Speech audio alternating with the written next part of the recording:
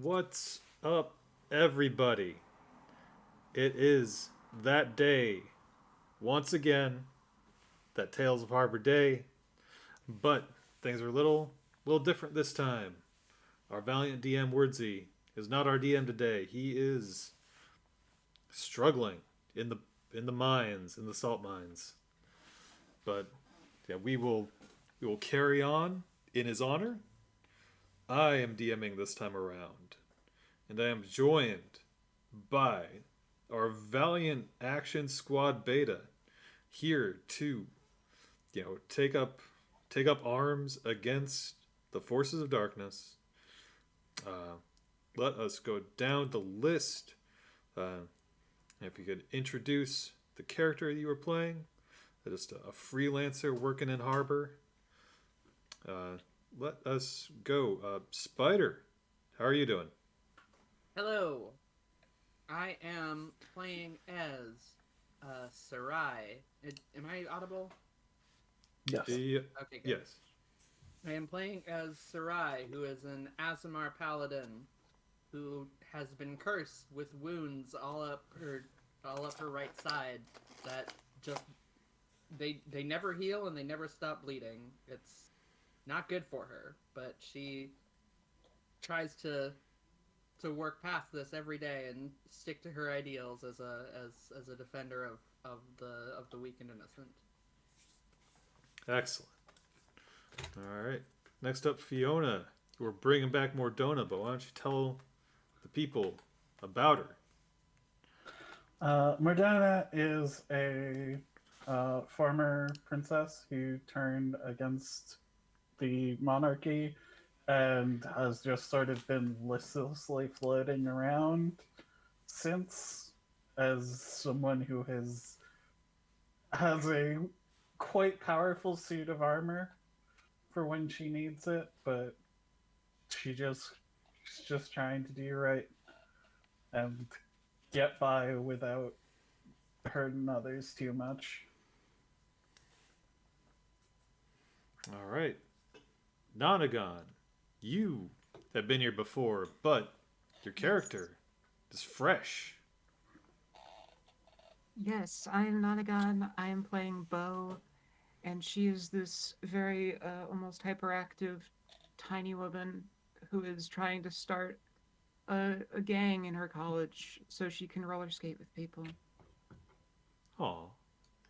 and also start a band.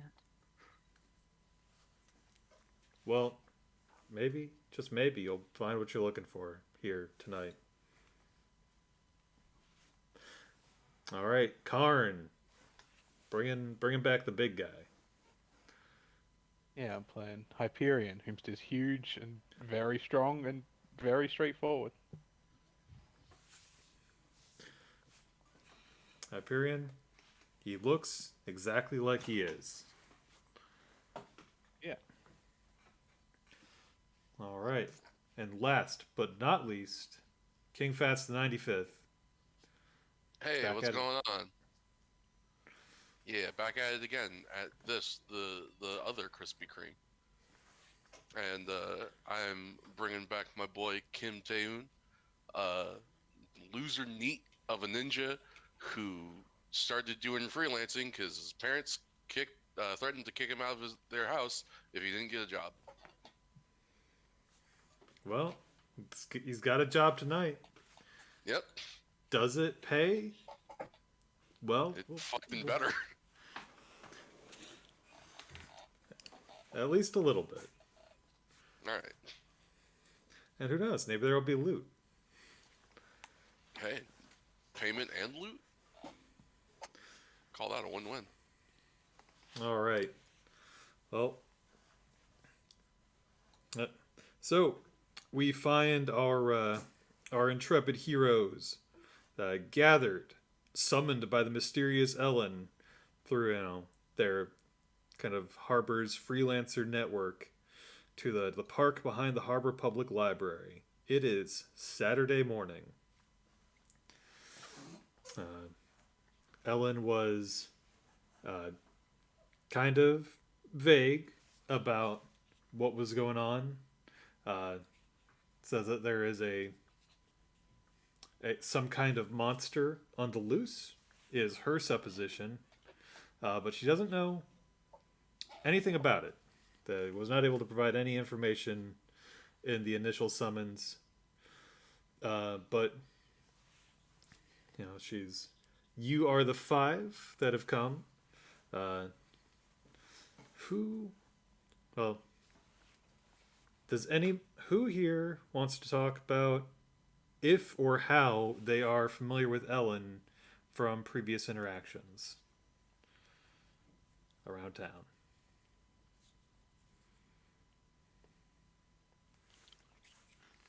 So this brings up a good question then. What has Ellen been doing? What kind of moves has Ellen been making in Harbor? Well, Ellen kind of does a freelance heroing kind of deal. Stopping crimes, catching minor villains, waylaying their plans.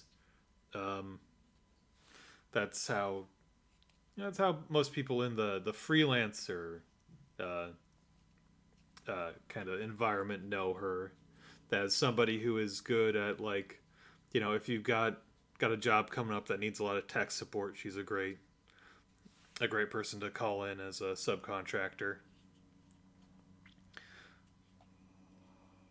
There are rumors that she's also a DJ.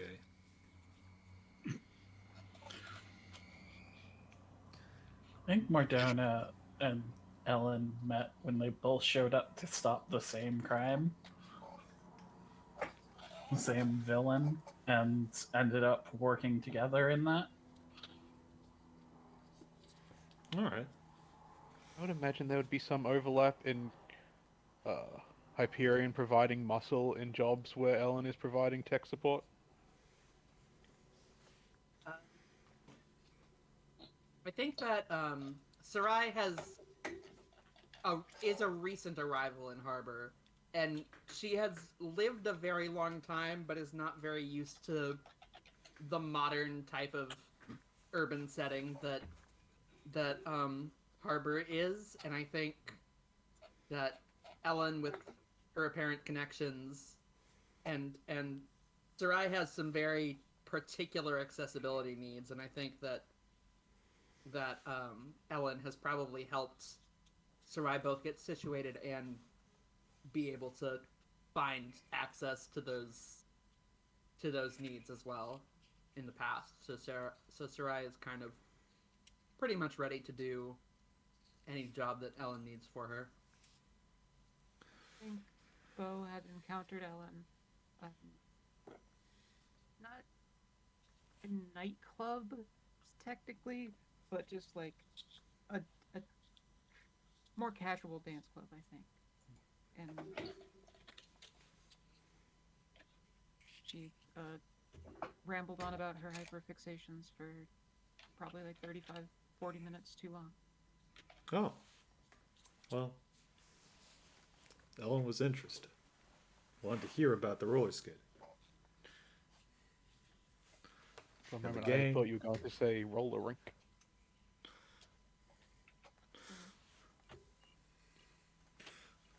All right. I imagine Kim and Alan kind of have almost a little bit of a friendly rivalry thing, because I feel like in that sort of tech space they sort of occupy the same thing. So I wouldn't be surprised if Ellen has snubbed Kim on a few jobs, Kim has snubbed Ellen on a few jobs, and then every now and again they kind of just work together as well.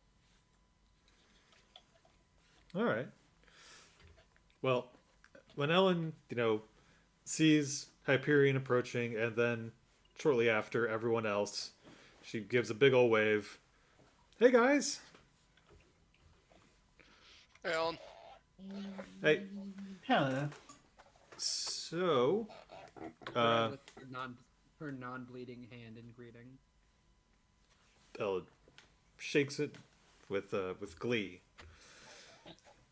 So, guys, now I've discovered something very concerning happening here in Harbor. So, last Sunday, there was a break-in at a blacksmith shop. Uh, it's a like he's a kind of a friend of a friend, and he was like, well, he died, and we're Ugh.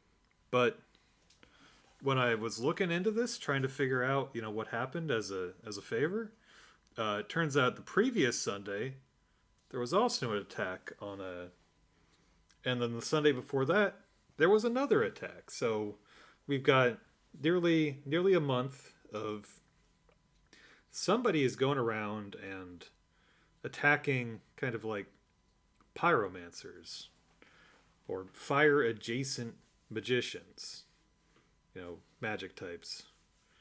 And but, so listen, I got a bad feeling that, well, Jessie refuses to take it seriously. She thinks she's fine, but I don't. We need to get this, and it's Saturday. We don't have much time. I've been looking into everything I can, but these are some not accessible folks to try and interview. I've had some run-ins, and I thought maybe, if I got a crew together, you guys could see what you could rustle up.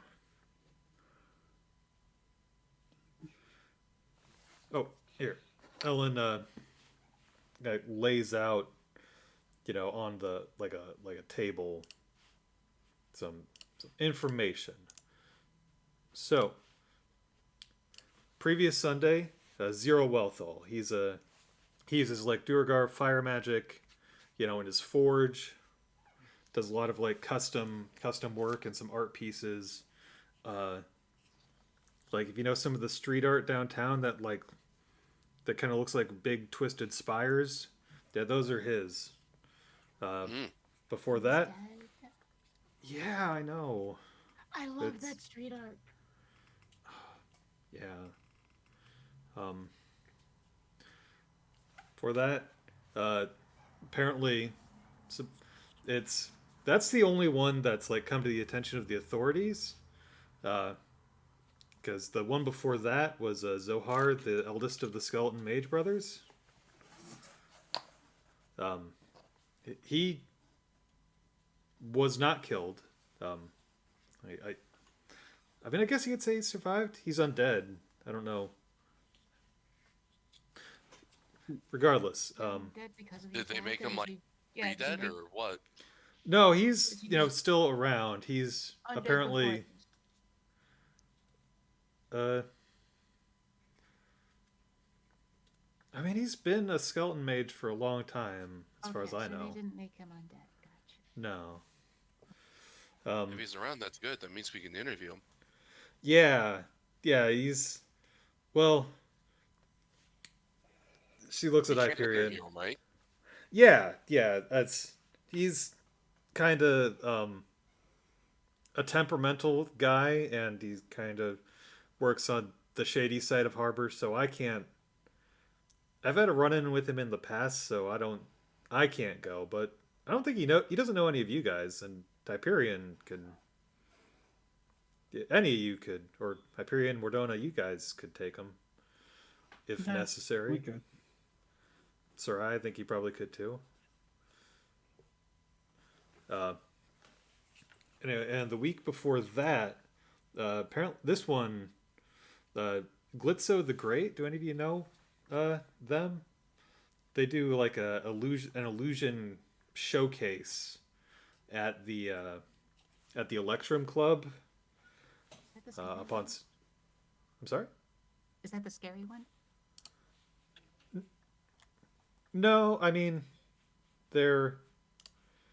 I wouldn't say they're scary, but they're very secretive. So I only managed to discover that anything had happened after like bribing a handful of people who work at the club. Rumors of them needing to like buy a bunch of expensive magical apparatuses kind of came across my desk. So I don't know exactly what happened there. They're, I mean, they keep like magician level secrecy. The their showcase is quite a closely guarded kind of thing. Though I've heard that since the attack, it's apparently kind of gone downhill. People are leaving bad reviews on Yelp. Welp. What are you gonna do? Wait, so is the only confirmed death Zerl?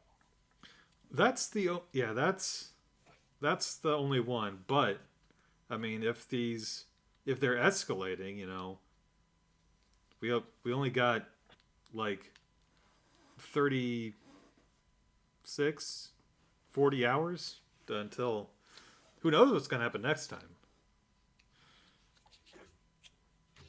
Makes sense. Yeah, I guess that's fair. These things do tend to escalate. Has there been a known radius? How close do these three pyromancers live together to one another? All the attacks happened in harbor, as far as I'm aware. I don't know exactly where the skeleton mage layer is. Somewhere underground. But let's see, Zero's workshop is down, kind of in the light industrial zone. It's in a business park with some light manufacturing, custom cabinet place. It looks like. And the Electrum Club is kind of like it's in the tourist trap, kind of near Old Harbor, near the hotels. How many known pyromancers live in this city? Well, there are like a bunch, but I mean, if they're trying to get like the best ones, if they've got any particular appetite, I mean, Jessie's got to be way up there. She's like way cool at fire.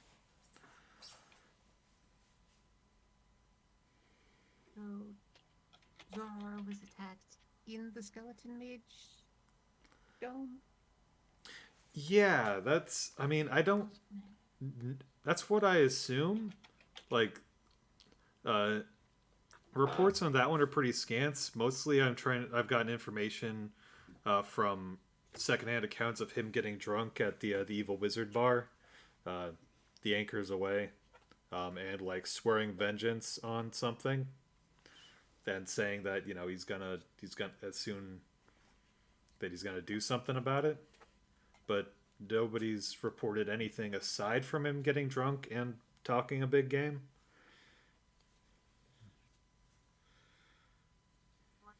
When was that? What day? Was it Saturday night?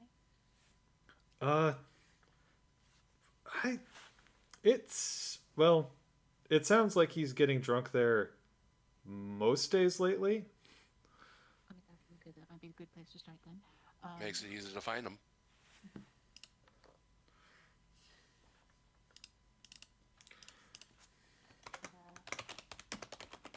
I'm just wondering if the person there could have followed him home to then fight and do the altercation that way.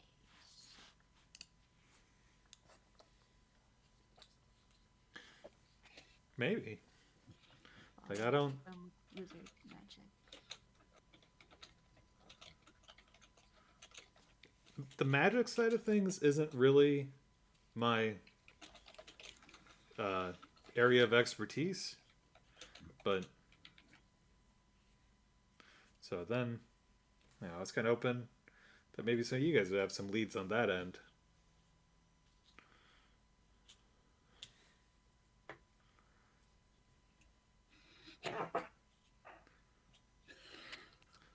So Is anyone here particularly good with magic? Because I'll admit it's not a huge area of expertise for me. I'm more on the practical side. I am proficient in protection and healing magic. That's more my creative side of things. Military matters are Military matters are more what I know.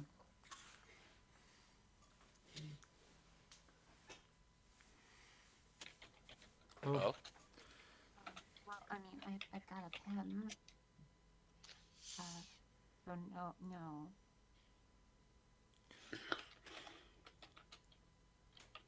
Not. I'm sure we can figure something out. yeah.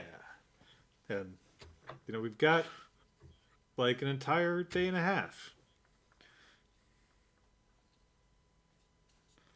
we're basically flush with time. I'll as I'll look into seeing if I can get a wizard. Uh, I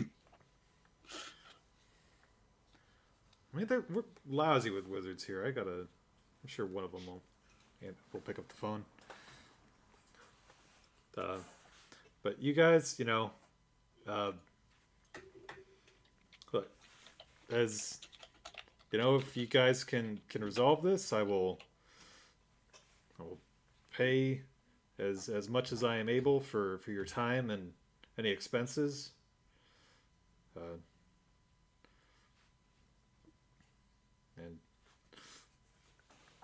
and yeah, so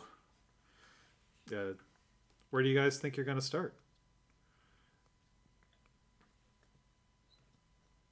Well, since he seems like the best lead, I personally would like to go speak with Zohar, if we can.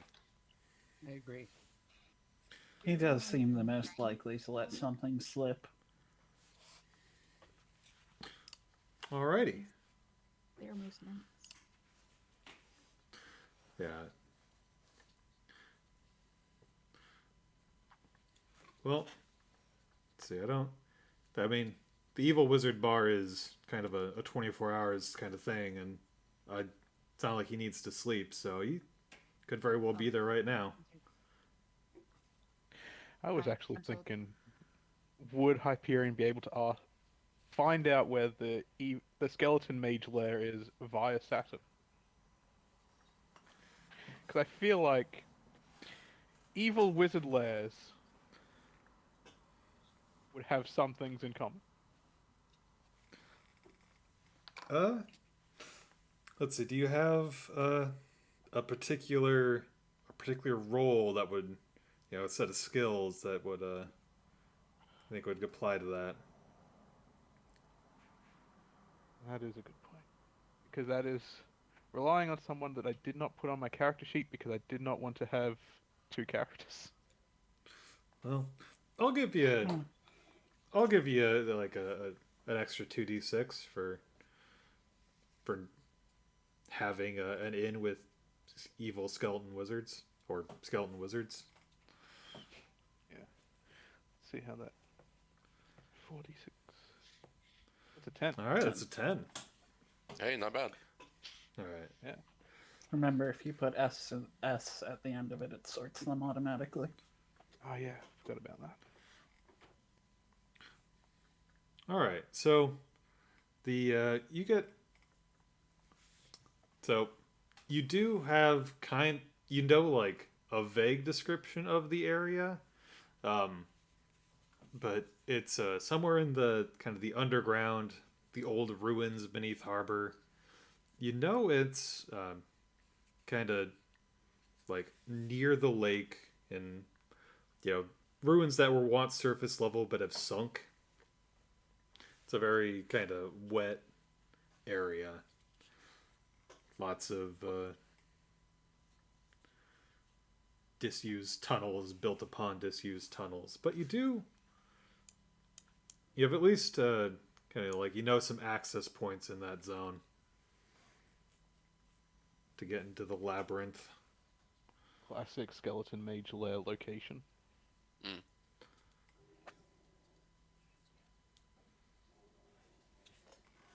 All right.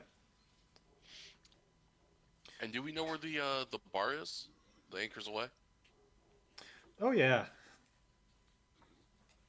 Yeah, It's just a quick woogle away. Fair enough. it's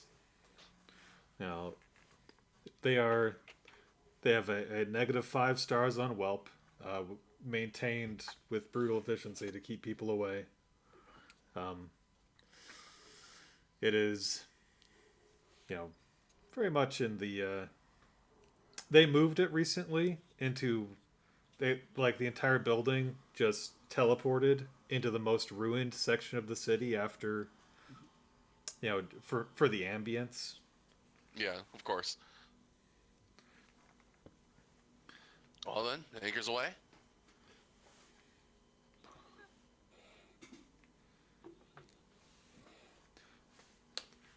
So, all right. So let's see. Just show of hands if you want to try and find them at home, or if you want to go to the bar. I have a funny idea for trying to find them at home. I'd personally like to check out the bar first. Also go to the bar. All right. Yeah, So, I think I prefer the bar. let's see. All right. So,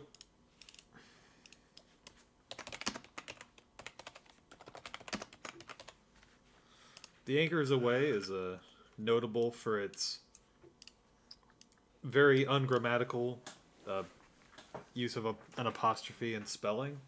It doesn't quite make sense. The proprietor is always there. He is a kind of stoop and twisted figure ensconced in a long robe that drags along the ground. One of those completely wrapped up type of evil wizards. Yeah.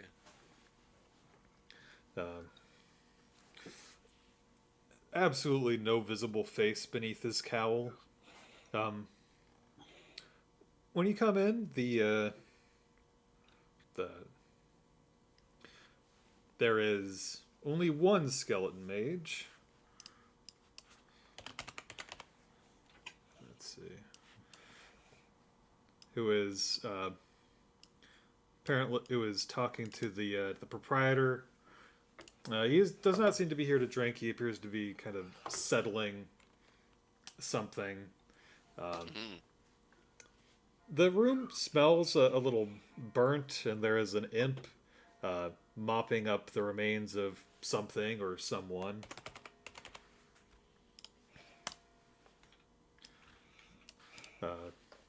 The proprietor does not, and none of the motley crew, drinking their breakfast here, really seem to be paying it too much mind. What's your play? Oh, everybody does turn and look at you when you walk in. Well, of course. Or loom outside the doorway, casting a long shadow, as the case may be. Yeah. Hyperion just sticks his head in. Yeah, the current location of the Anchors Away is set up inside a kind of a ruined skyscraper that got kind of giant roboted a bit. It just had a really giant lobby, and now there is a dive bar just inside it. Want Sure. to make clear before we continue that Sarai does have is heavily bandaged around her, all of her wounds, so that for minimal drippage, she's not just gonna be bleeding all over the floor of this bar. You wouldn't be the first person to, though. This is true. Yeah. Considering the And you She's certainly will not. You certainly will not be the last. Yes. The bandages are not especially effective because the bleeding is constant. But it's not just completely unstaunched. So, just wanted to make that clear, that we are not just trailing blood everywhere. Thank you. We may continue. All right. Sarai's onto your tricks, Pia.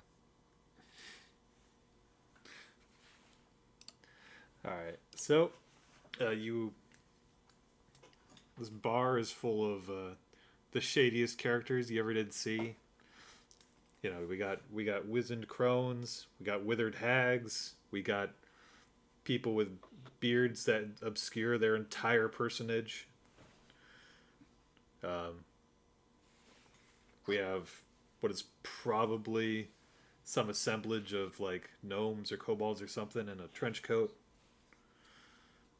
And you have the mysterious proprietor of the Anchors Away, and you have Malachi, the third skeleton mage brother.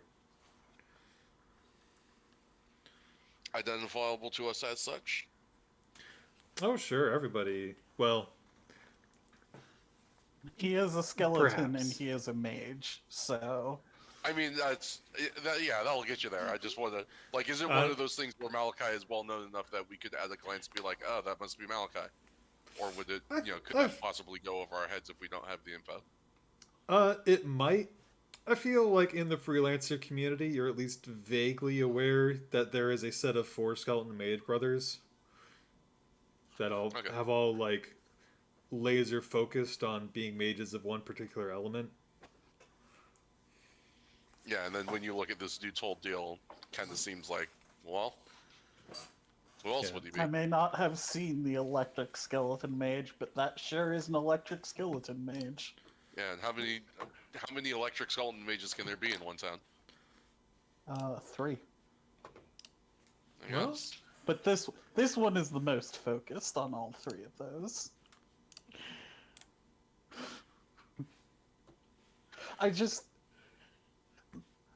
I know Saturn is not technically electrical, but he is a machine and a skeleton and a mage. Listen, Yeah. Saturn has control of all elements. Well, yeah, has the ability to use all elements. There you go. And we should probably go talk to Malachi and find out why his brother killed someone here. Yep.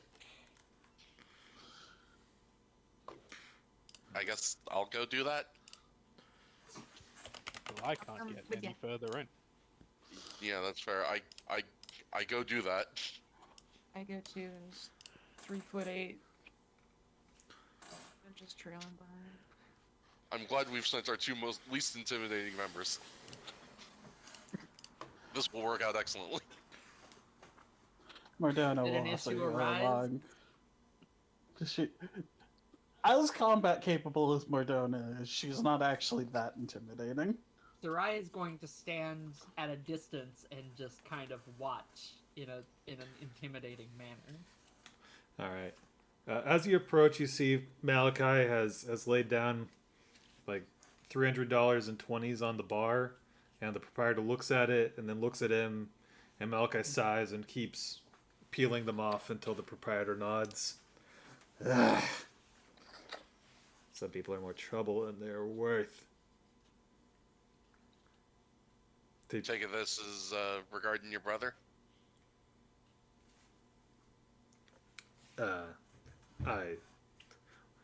Yes, would you be shocked to know that he blew up at somebody?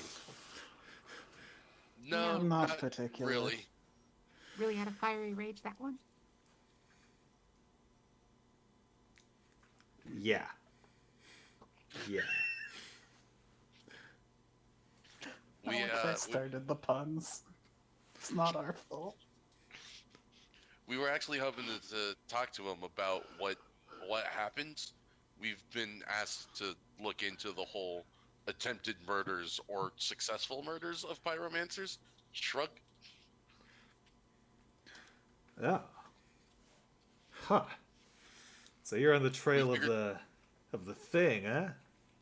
Yeah, we figured we'd start with the one that, lived to tell the tale to see if he would, tell the tale. Oh yeah, he's been telling all kinds of tales. Says it was 8 feet tall, says it was 12 feet tall, says it was made out of shadows, says it was made out of smoke. Says he blew it up. Says it's dead. Says he needs to round up a posse. Yeah, it may not have even existed.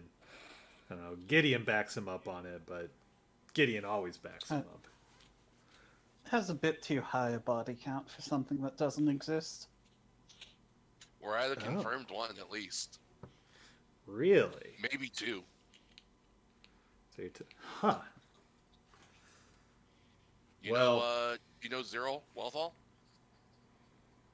No. No. Makes those spiky art in downtown. Oh. Yeah. Yeah, he has perished. Oh, well, what a shame. I do love a giant spike. Hey, who doesn't?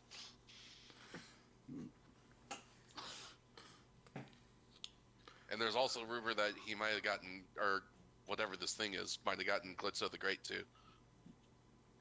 What? No, Glitzo's been. I mean, the shows haven't been good, but they're definitely alive. Well, that's good to know. Honestly, the shows have never really been good. I mean, it's like if you can't. I mean, if you're not a wizard, maybe they're a little impressive, but it's all just, pretty standard, illusion magic with just a weird little trapping, a bit flashier than somebody that size should be able to sustain, but And you haven't had any weird experiences yourself lately, right? I mean, just trying to, clean up after. No, I've got my own things going on. Nobody's been bothering me lately. We got big plans, I got a new company. Oh yeah. You looking to invest? Yeah. Listen. I have nothing to invest with, so I'm unhelpful. Yeah. If I'd known you were broke, I never would have talked to you. No, I want to invest with it. Look. Yeah, don't worry, we're not broke. What's this plan of yours? All right, so we've got this. So, listen, I can't go spilling business secrets all willy nilly. You're gonna have to listen. We gotta, 2 weeks from now, we got a conference room booked at the Wilton, and I'm gonna lay out the pitch there. We need investors for this. It's really gonna turn some heads. Listen, you know about robots? Yeah. Looks Okay. outside. Listen, we're gonna have some robots. Robots like you've never seen. We forgot. No, I can't spill the beans. But Dancing robots? ha, What do you mean, ha? I can't believe someone's finally trying to make the sequel to Robots. It's about time. I have seen quite a few different robots. listen, there's. Yeah. Do you know how many people have died throughout all of history? It's a vastly untapped resource. That's not a terrifying sentence. Is this being loud enough that Hyperion can hear?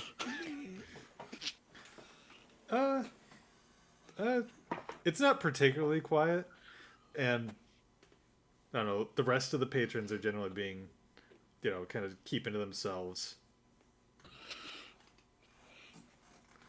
So probably. Yeah, because I think Hyperion would interject with just, "Are you trying to muscle in on my creator's work?" No. We got this. All right. I can't.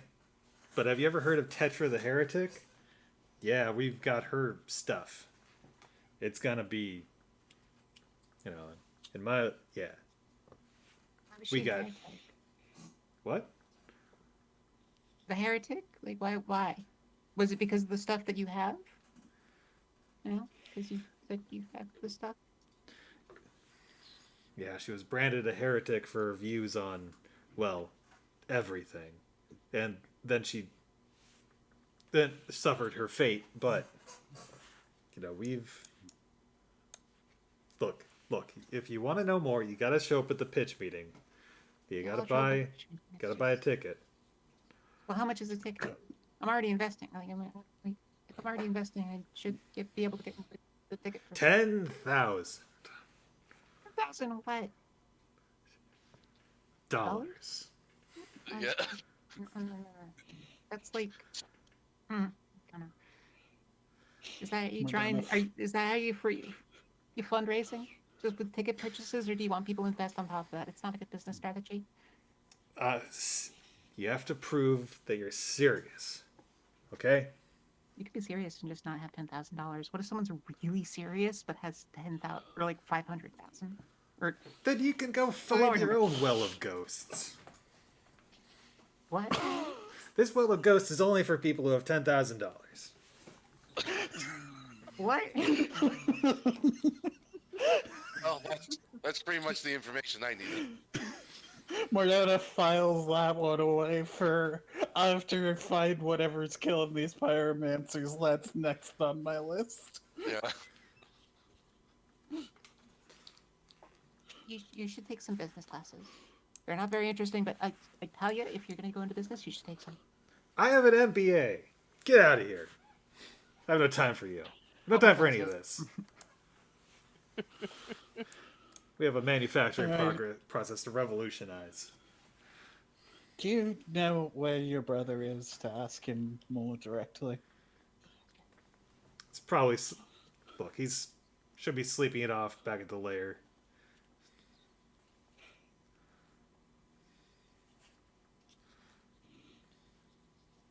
He better be staying out of trouble for 5 goddamn minutes. Thank you Not for the heat your I help. need. We're trying to get a new project off the ground.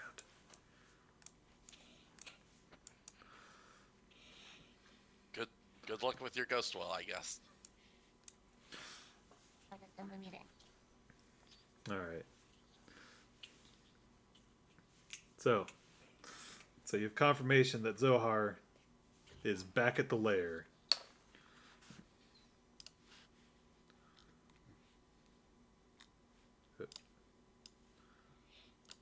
So now the question is, do we go see Zoltar, or do we want to see if we can try and go talk to Glitzo first?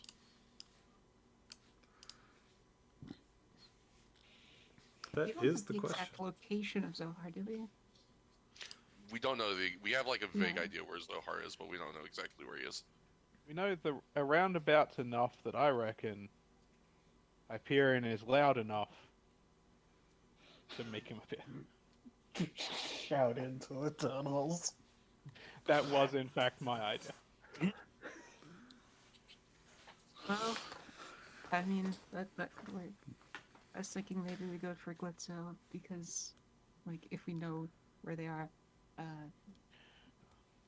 a little bit more concretely than Zohar. My thought also is Glitzo because it seems like Zohar is kind of like it's An gonna be unreliable source. well, yeah, that and it's going to be a bit of a trek to get to Zohar. Glitzo is at least still in town, so while we're still in harbor, we might as well just hit him real quick, and then we can go talk to Zohar.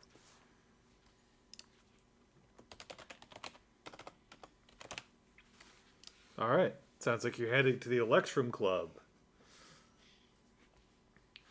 The happening yeah. place to see the absolute pinnacle of illusion here in Harbor.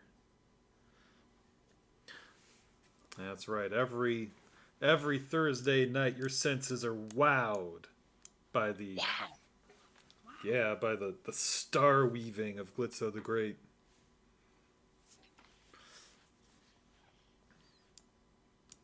And they're like dancing ladies. Ooh, a magician Wearing and only dancing ladies. illusions. Damn, this club has everything. What kind of music do they play there? Electro swing. All right, that's good. As one would hope. Yeah, that stands to reason. All right. So, let's see. All right, the Electrum Club is, you know, it's not. It is a very nice looking place at first glance. A lot of lights, a lot of, gleaming brass. The nice carpet. Uh, it is a lounge and also a casino. So as you enter, you are assaulted by the bleeps and the bloops and the clings of the slot machines. Ticking away. What's your move? I was getting distracted and looking at all the flickering lights. Do we see any members of staff around? Yeah, there's it's it's for the most part goblins, wherein kind of like they got their uniform is usually kind of like a kind of a silverish metallic vest, black pants. One of them, yeah, somebody notices you kind of standing around a little bit too aimlessly, and comes up. Hi, welcome to the Electrum Club. What's your pleasure?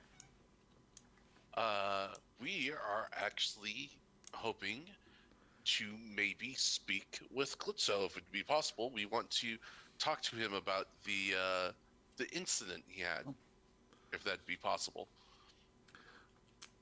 Oh, see, they're not just seeing anybody right now. They're whiling away in the workshop, cooking up their next batch of world class illusions. Yeah, Kim is just gonna kind of wordlessly, as the goblin is speaking, hold up $60.20. Look.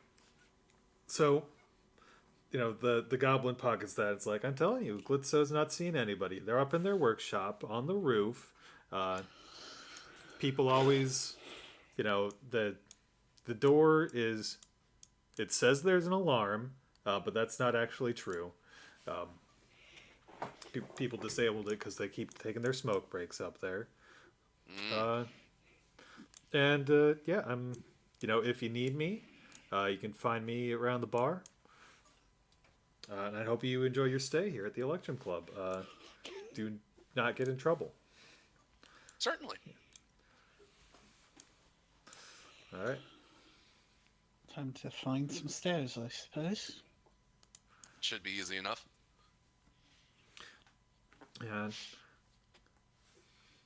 they're, the stairs are tucked away a bit. It's, the staff and maintenance passages, so they're hidden, just around a corner from the main gaming and show floors. Quick question before we start stepping. Uh-huh. Does it look like there are cameras in this main room? And if so, where do they seem to be pointed? And do you want me to roll for that? Well, I'll tell you, it's a casino. There are cameras, and they are pointed basically everywhere. Well, they are pointed basically everywhere, but mostly at the gamblers. Right. But there's definite security. Could I make a roll to try and chart us out a path that gets us seen the least? Yeah, you can try that. Okay, I would like to add. I've got 3 things that I think would apply here: Art of Invisibility, Perceptive, and Smart. Yes. Okay. So 2d6 plus. So that'll be 76 on that. Slash.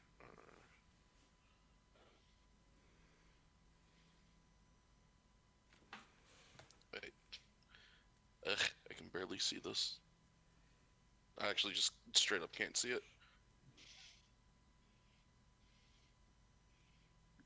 Do you want me to roll What's on your your behalf? No, number? I got it. Okay. I just had to retype it. All right, you got a Oh, 12. there's a 12. Yeah. All right. So, yeah, traversing the path you lay out, you're gonna be just a.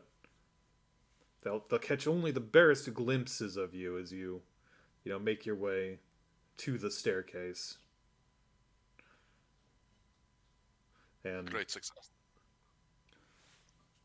you are able to lead your human scale cohorts along the path as well. So the party as a whole is able to, mostly evade notice or evade interest. We shall have to pray they don't follow us by the sound of Sarai's Squidward footsteps. Poor Hyperion. I mean, the workshop is on the roof. Hyperion has an easier path than the lot of you. Yeah, really? If you're willing to make the very obvious move of rocketing onto the roof. Yes. Might want to wait until we're also up there. Yeah. No, I think Hyperion wants to be up there first. That's fair. Have fun talking that one out.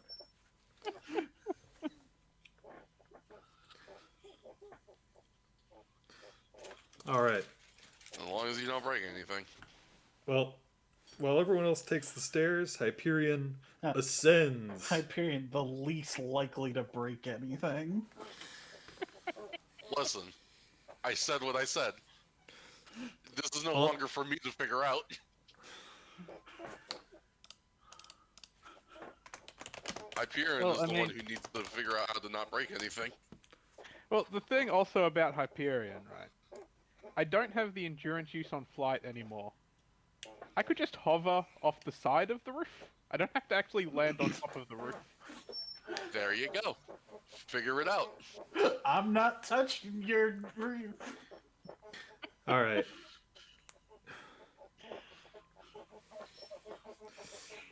Somebody's making some chair noises, I think. All right. Well, Hyperion, on the roof, you see a what was definitely not built as an original part of the building. It is kind of let's see, it's like a kind of like a lifeguard station type thing. Very, rickety. It's got like a bunch of kind of plywood baffles around it, like kind of curving up, making it look a little bit like a satellite dish. With walls to kind of keep a little bit of the city lights from reaching the main structure. The warehouse itself, workshop itself, you can see from above, has like a number of, well, it has right now one telescope extending from the roof, but there are a lot of holes in the roof. So it kind of seems like there may have been more at one point. That's what you can ascertain from the outside. Does Hyperion's flight is it particularly loud or cause any buffeting winds? Well, it is rocket feet, so I feel like there would be a level of noise and surrounding impact.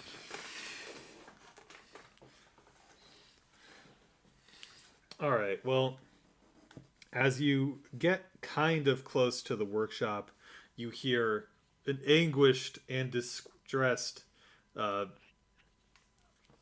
howl of frustration as the door bangs open and a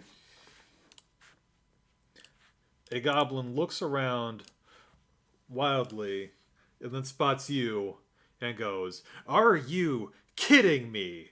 Fuck off. Go away." I am here to ask you some questions. Well, then. Well, I got an answer for you. Glitzo flips you the bird. Oh, come You- on now. That's not very nice. All right. The rest of the party emerges from the roof access door. I'm in the middle of some real delicate magical shit.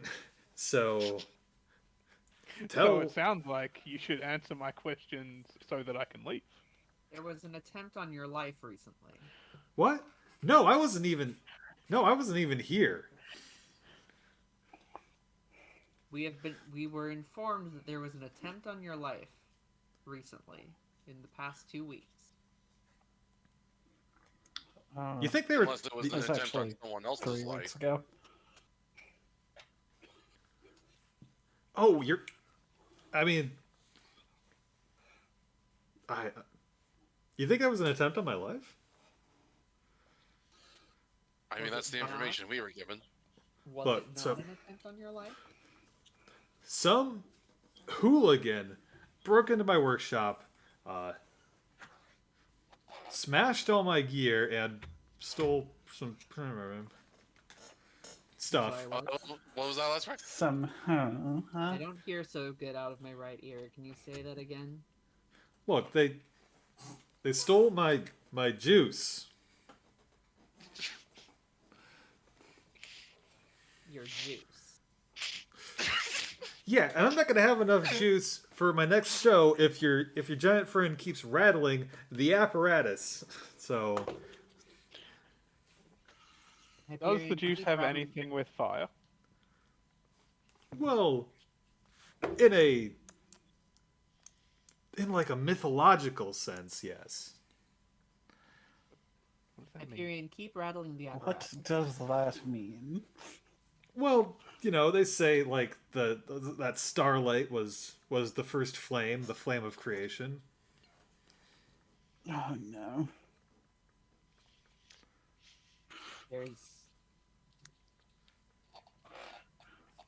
Look, there's nothing illegal about anything that I'm doing. And if you people are here to tell me, no, you can't get magic from space, it's taboo, it's full of monsters.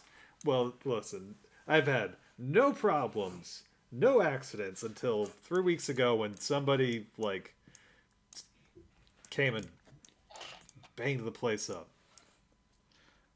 The I last really person I met who used the last person I met who used starlight magic exploded into light and then was taken away by tentacles. So I'm not quite trusting of it. Well, Yeah, it's kind of, you might want to be careful there, bud. I am careful, okay? That's why the starlight stays in the juice. I do not touch the juice. Explain the juice. Well, I'm an alchemist by trade, so I became enamored with the refinement and distillation and extracting the essences of materials, and then one night, I came to find something strange in my alembic, and it turns out that by coincidence, an open window, a series of mirrors, and like the refraction through a series of glass jars had caused like starlight to condense inside the glassware. That's an awfully convenient coincidence. I mean, that's just Well- how science is done. Yeah, so many great magical discoveries have been made, by coincidences, 10 times as wild. Is there anyone else you can think of who might have known about this and wanted it for themselves for some reason? Look, okay, so I keep this very secret. These are trade secrets. And so the only person I've consulted with at all on this who knows anything about it is Sage anyway. Spell that for me, please. Sage, like the herb, anyway, Mhm. like anyway. Okay, figured. Is there a chance that your starlight inside the juice turned out to be a space monster?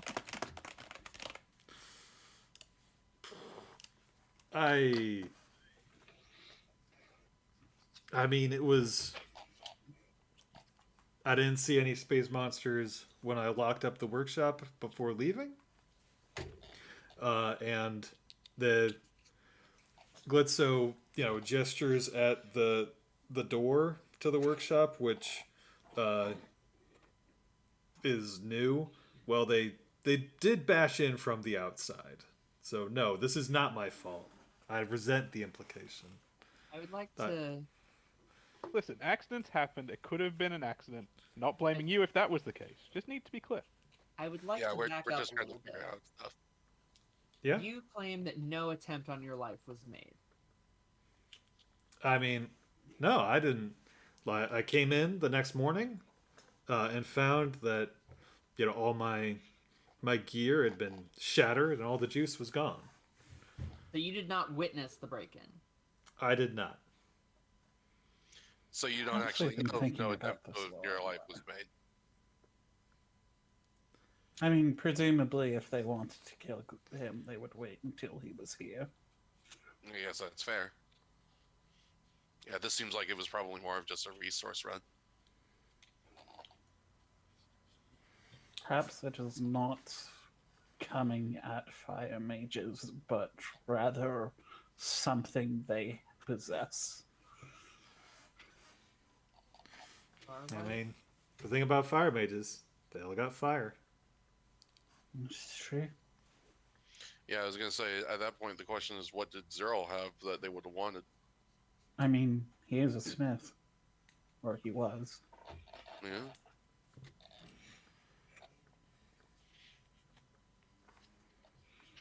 You might want to actually look at his workshop then. Yeah, might be a good idea to pay the crime scene a visit. Thank you for your assistance, Glitter. Yeah. Try to, Well, stay safe. okay, wait. What? I mean, what else do you know about this thing? What's going on? 2 weeks ago, it attacked Zohar, and last week, it attacked and killed Zero Wealthal. Oh, well, It Uh, might be made out of smoke or shadow. Or both. Something intangible. Apparently smaller like that. than me. well, that's most things are smaller than you, buddy. That is unfortunately unhelpful. Look, well, hey, if there's anything I can do, so we know. Uh,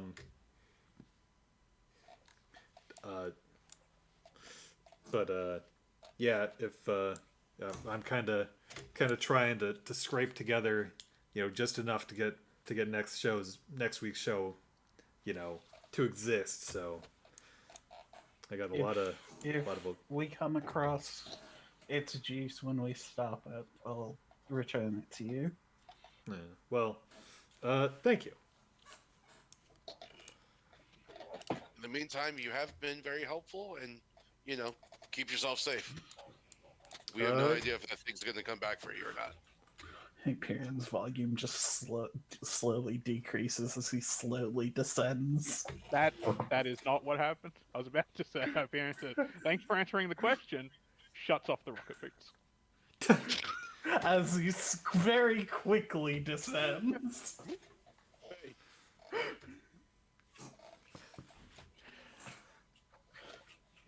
And then a loud slam. All right. It's fine. he lands in a giant robot footprint that wasn't removed from when that was happening. Sarai, do you have any last questions for Glitzo before you wrap up things here at the Electrum Club? No. Sorry. I got. Oh. No. All right. So, it sounds like, all right, you do have potentially another lead, Sage Anyway, the master of Star Lore, and That could be let's see, and So-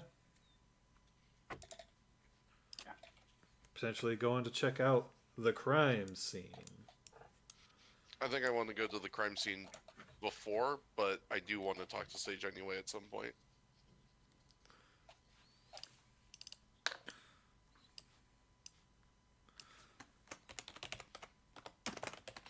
Yeah, if it was something that was supposed to be intangible, it wouldn't have had a need to break down the door.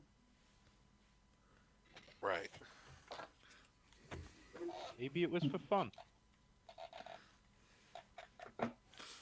Or maybe it didn't have the ability to turn intangible, or maybe Zohar was just exaggerating. You guys already do the investigation stuff? Yes. Did Bo not follow us? No. Bo. Who was Bo's buying some been chips gambling. to gamble? Oh, Oh, okay. $5.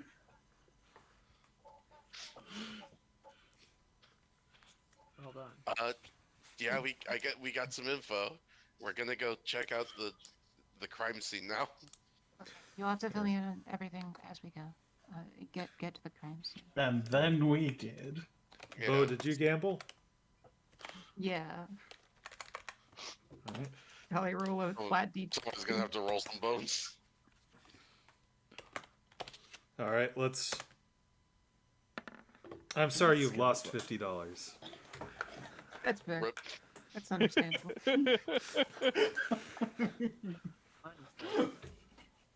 One $5 was got $55 worth of chips. But, I mean, when I went to Vegas, there was a lot of, well, sure, I didn't make any actual money, but I did earn like a free meal or two. That's So true. really, If you know, Well done. Hey, free meal's I a don't, free meal. I don't know if the free meal is worth $50 though. it can be, you know, if it's a buffet and you just stay there. Yeah. Or Yeah, if depends it's on just what the free meal is. a really good meal. No. Unfortunately, we are It's not Vegas. staying there. And nothing tastes sweeter than trying to justify having personally breaking even. Which she absolutely tries to justify on the way. Bo, you don't need to justify yourself to us. Yeah, you can have a gambling problem if you want. I just It's want. not- My main issue is that you left. You didn't leave. You just didn't tell me you were going. I was like marking out a path. I didn't see that. You said you were looking at a path in order to get around security, and you expect me to see it? I'm not security.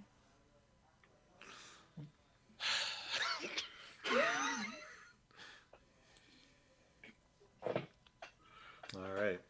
So, Can't Zero agree that it's not Walthall. security.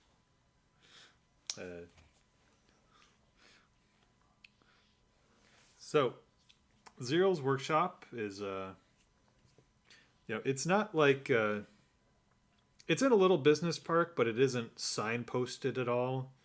It's, kind of like there isn't, any big sign announcing, it as a shop.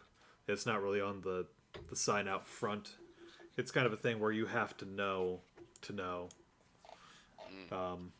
But it's more identifiable now that you can see that there is a crime scene tape kind of across the door of one of the buildings here in the light industrial park.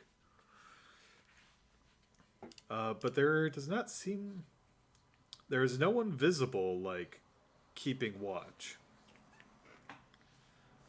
Dope.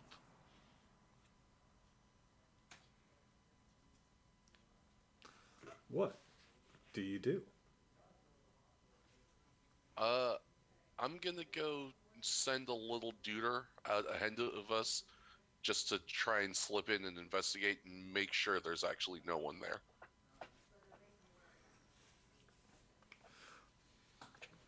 All right. So Kim will reach into his bag and grab one of his little remote control one plug and have it stealth on in. Uh, Stand follow what him. what's your entrance strategy? Do you just try the front door? Actually, are there any windows on this place? Uh, yeah, there are windows. Like a lot of them are, pretty kind of like narrow ones, like you'd like have in a bathroom. Um, Any yeah, of them open? uh, yes. Okay. He will just have the thing float in through an open window. All right. Uh, there is somebody inside. Ooh. Yeah, your little guy. Do you like share its senses, or does it have to like come It's back got a and camera. report? It's got a camera. All Yeah. right. It's like those like those little RC drones that people have nowadays. Gotcha. So he's just kind of looking at what it's seeing through his phone. All right. Well, there are a few lights on inside, and there is somebody there uh, who is currently poking around, uh, you know, keeping a distance from any evidence, but studying, trying to look in. Somebody else is investigating this crime scene. Uh, she is a large, kind of ogre woman with big horns, a long tail. She's got kind of pale bluish whitish skin, a long ponytail. Uh, She's wearing a turtleneck and jeans. She's got a fanny pack.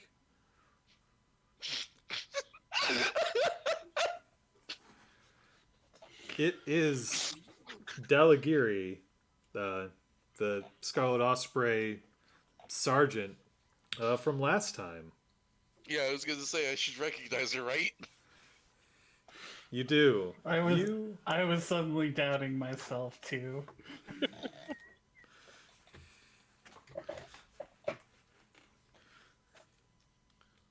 But Okay, see, but she's by herself, and you said the lights are on. yeah, there are a couple lights on, enough to see by. Um, she is not wearing any kind of official uniform. Mm-hmm. She's clearly off duty. All right, I think we should be good to enter.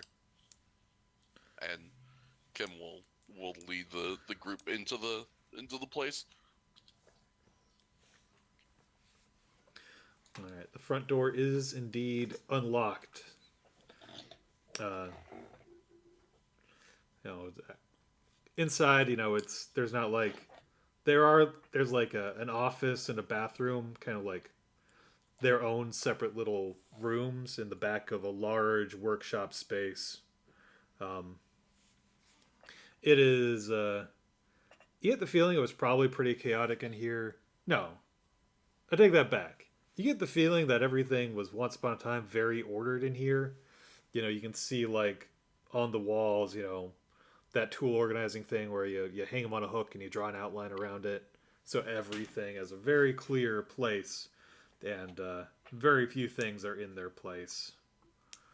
Um, Most notably, there is a large kind of forge assembly in the middle of the room that has been just absolutely ripped open. It is and hollowed out. Interesting. Dalagiri is As you approach, she stands up from where she was looking at some evidence, and she's looks like she's yep. She's hard to read.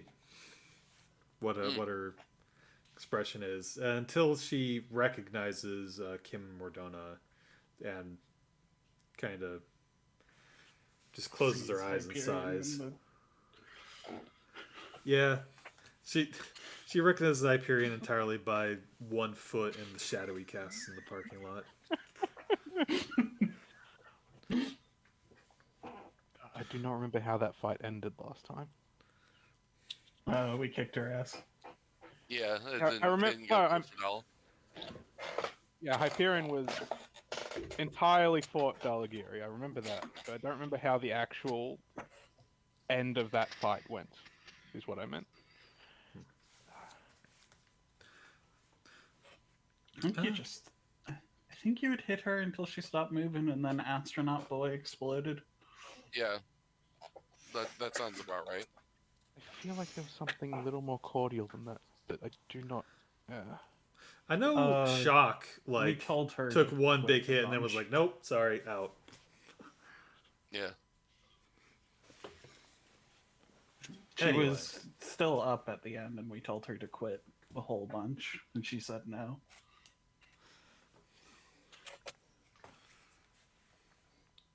She goes. Redona So- puts her. You go. What do you? Mordona puts her empty hands up. I suspect we're on the same side on this one. We're looking into his death.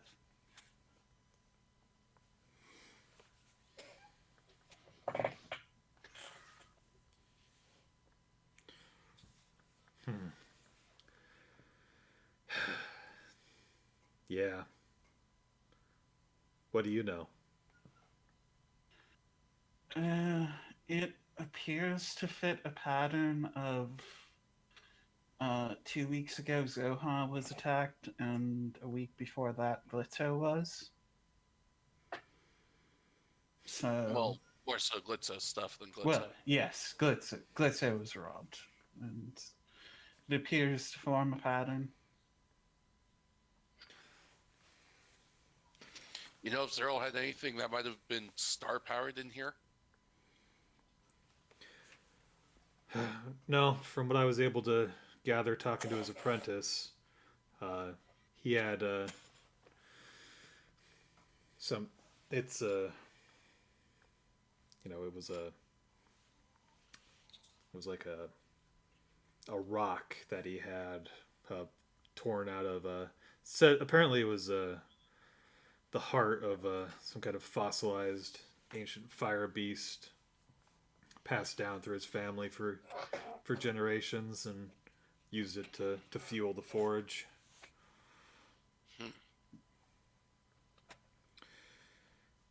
They say it burned eternally.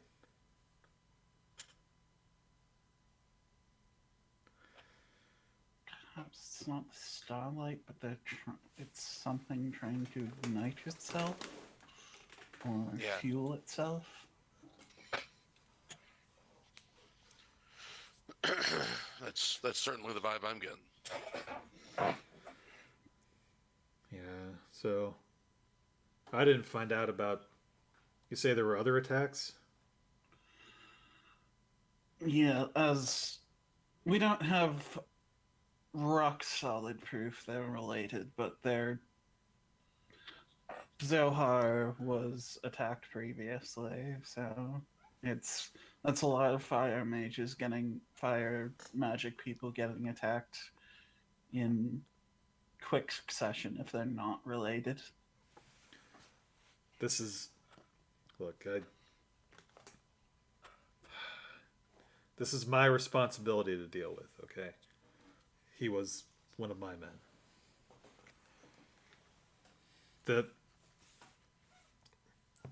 As you may or may not have been aware, the last time we met, one of my people died during the fighting, and they never recovered the body.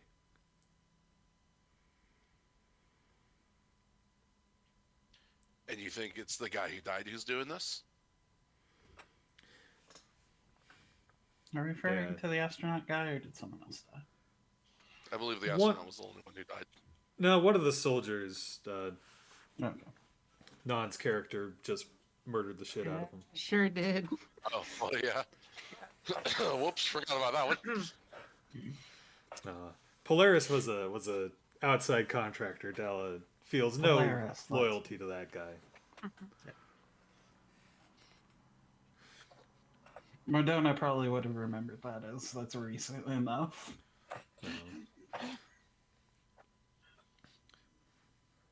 They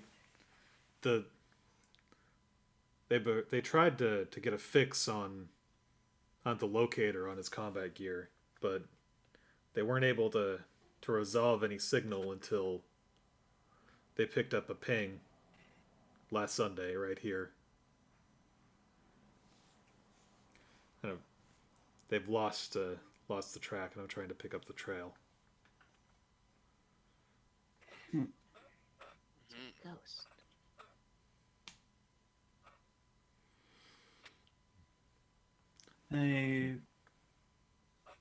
Glitzo was robbed of Starlight, which... Is it possible this was related to Polaris in any way? I don't know anything about that guy. Victor said he had some contractors coming in to deal with the prisoners. And then that guy showed up, and then he exploded.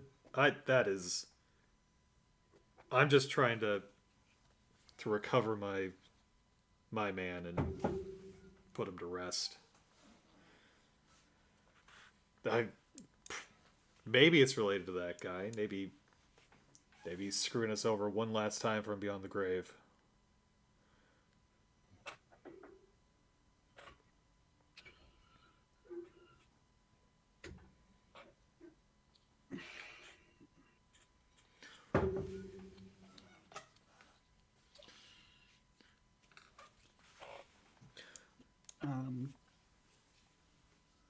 Out of curiosity, what was the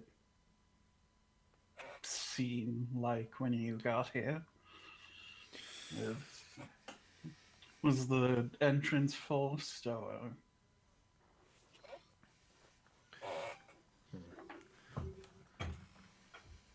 No, it doesn't. It seems like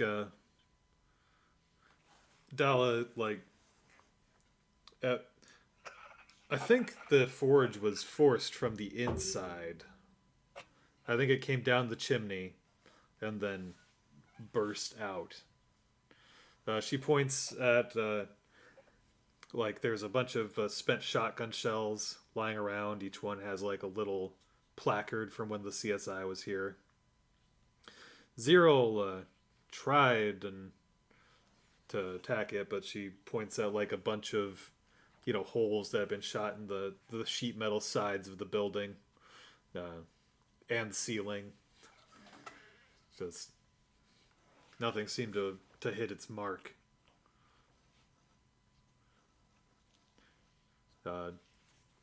She gestures at like a bunch of workbenches and like the concrete floor, which have a bunch of sharp incisions. She kind of like puts her hand towards one, and like it kind of looks like something with 5 fingers with long claws made it, but with a hand like configuration that is a little strange. Very long, far apart fingers. And then there is, one workbench that has been just absolutely lacerated to hell and back. That has Yeah, kind of a quite large pool of blood underneath it.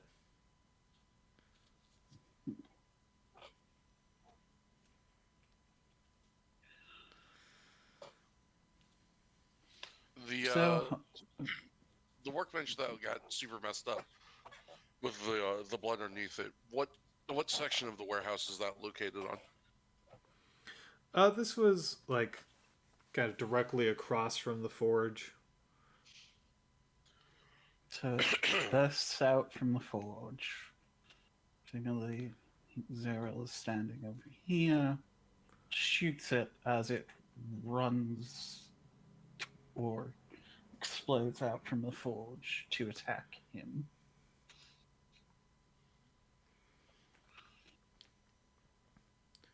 Yep.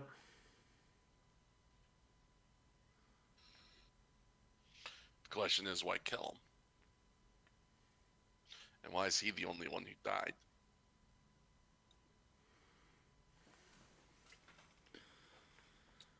I don't know.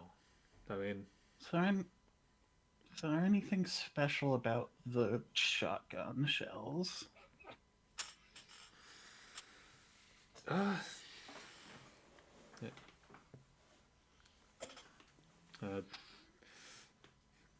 Dala hasn't found anything special about him. I,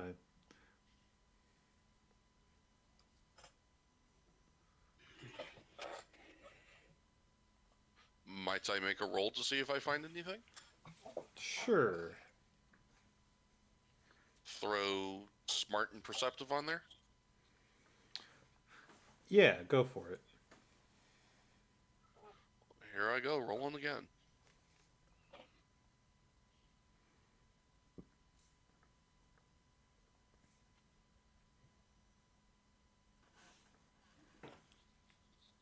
Oh no.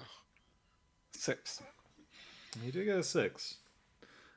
You spot, amongst like all the machines and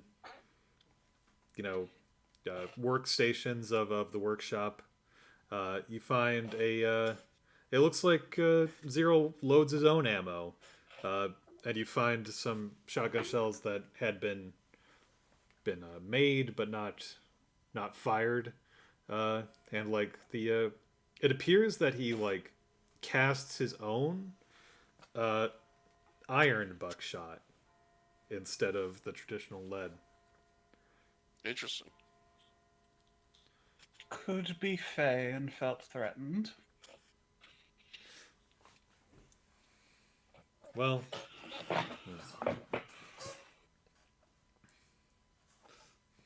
Are we sure there's intent behind the murder? Like, what if it was accident?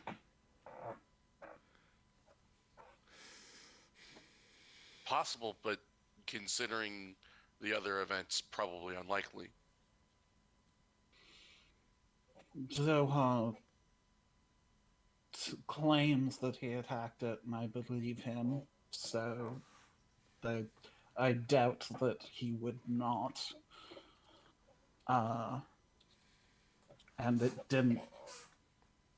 I guess I don't know how well it would have killed him given the whole undead part, but doesn't seem to have lacerated him too badly. Though we still need to look into that a bit more. It wasn't even there, so like.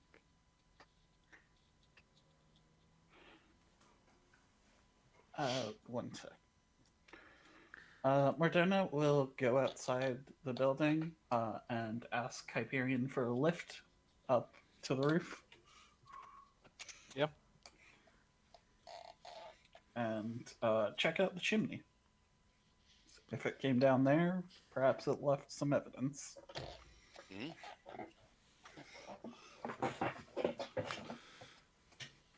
all right. Give me a roll. Let's see. Perceptive. Maybe intuitive. I can't remember the specifics of intuitive, but I'll give it to you for the moment. Yeah. Oops, I forgot to sort that. 12.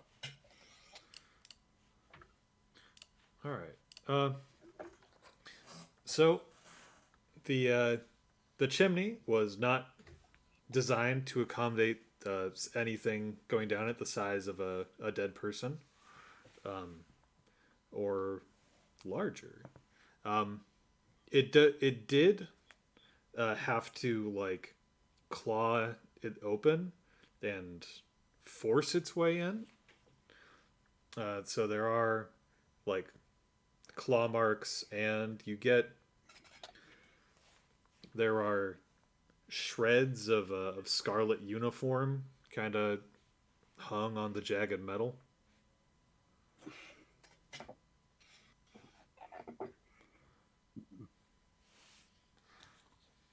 It seems to confirm what Dala believes. Could Mordona guess a rough estimate of what size it is based on how much of the chimney it's displaced? It does seem to be basically like average human sized. Makes sense. But it it does seem like its method of locomotion is not conventional, because it's widened to like the point where you could wedge a human body into it, but they wouldn't be able to propel themselves normally. Perhaps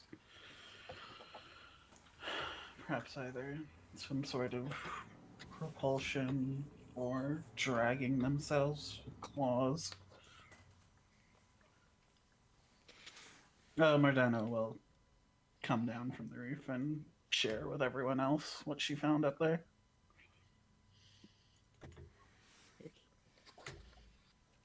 As well as show the material to Dala. Yeah.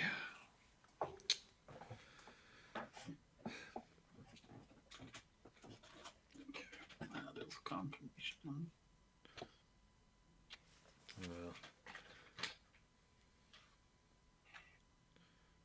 Well, if you find anything else, any information on where he is, I would appreciate it if you told me. I need to see this through. I've been put on mandatory vacation since the incident, but I can't rest until this is resolved. Quick question, not sure if it's related. Do you know anything about a ghost well? No. Okay.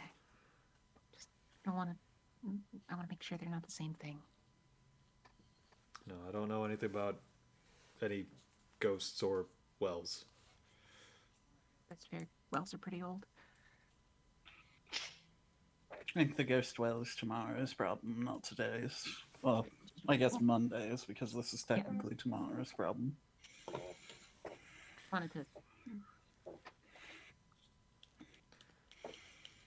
Sure. So,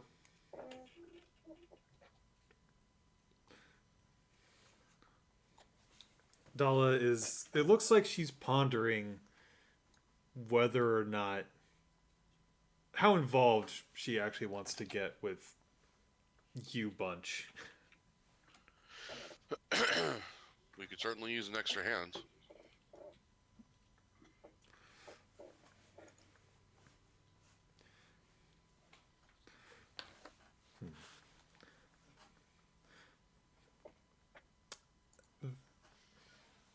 She goes, look, just for the listen, if you find where it is, don't go against it alone. I'm still trying to work things from my end. I've got people checking the feeds to try and see if it's the signal pops back up, but they're they're not getting anything. Since it seems pretty likely that this is your guy, what can you tell us about him?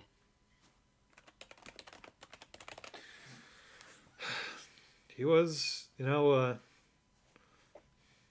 Thomas. He was another guy who wanted to see the world and earn a paycheck. Not didn't really, wasn't really planning on being a lifer. Had no real dedication to being a mercenary.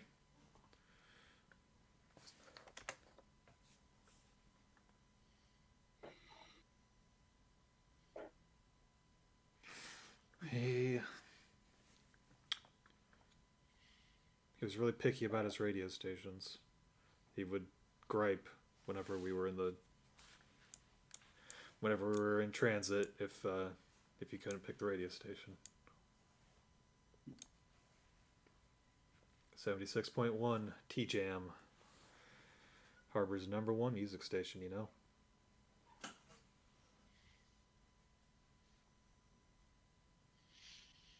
Didn't have any particular abilities or grudges against pyromancers that you can recall? No. Regular human. Um,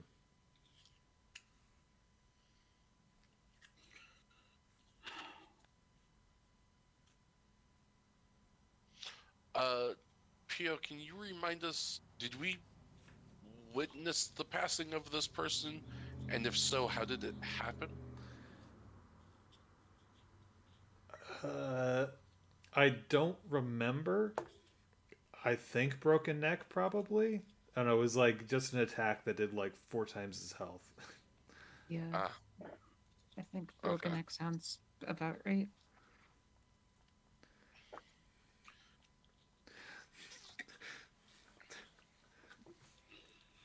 This is not the intent of this is not to Yeah, make you it's- feel super bad. I'm not attacking you for look what you've done. Are Look we how so you messed different, with me, Nathan boy. Drake? Look at what look at what we've done to these kidnappers. How could we? Listen, they are Scarlet Osprey Solutions are not.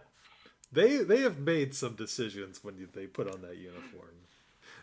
Dalagiri is not an unbiased source of unvarnished truth or of pure truth. She thinks being a mercenary is a fine thing. It's noble to serve. Foolish, but unfortunately common.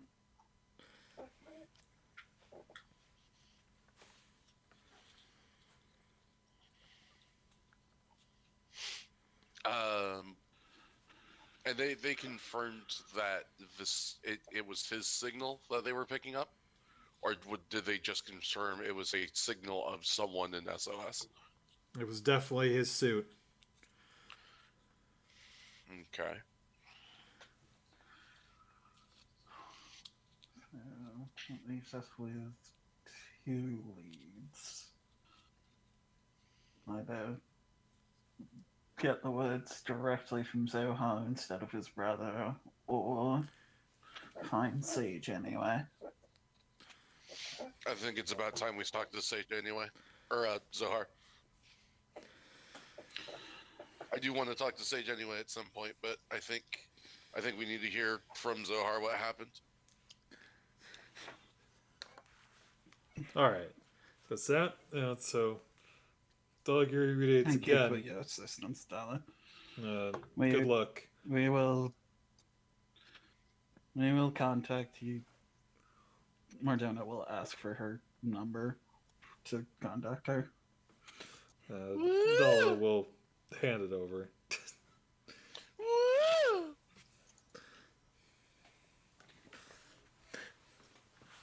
I show you not that.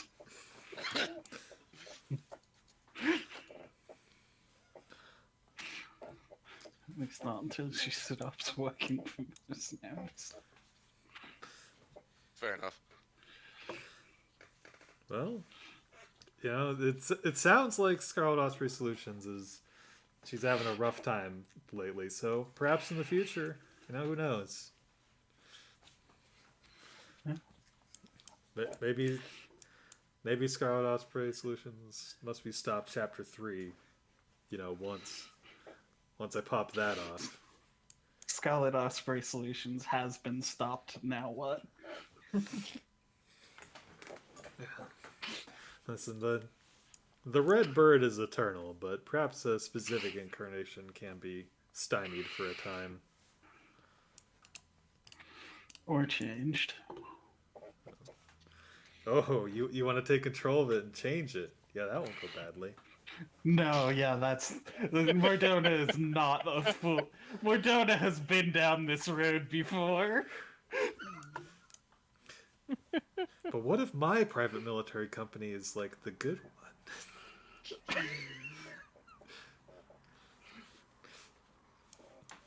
It's got to be. I'm the one working for them. So. All right. Me and my friends are going to build a colony in the desert to either prove a point or die trying. Mordona doesn't trust herself to lead a youth group. All right. So you head towards the outskirts of town where there are lots of signs warning against going into the sunken labyrinths and the dungeons. Because there's Ukas McSpookus skeletons down there. With magic. Magic skeletons. It is not safe. Licensed professionals only past this point.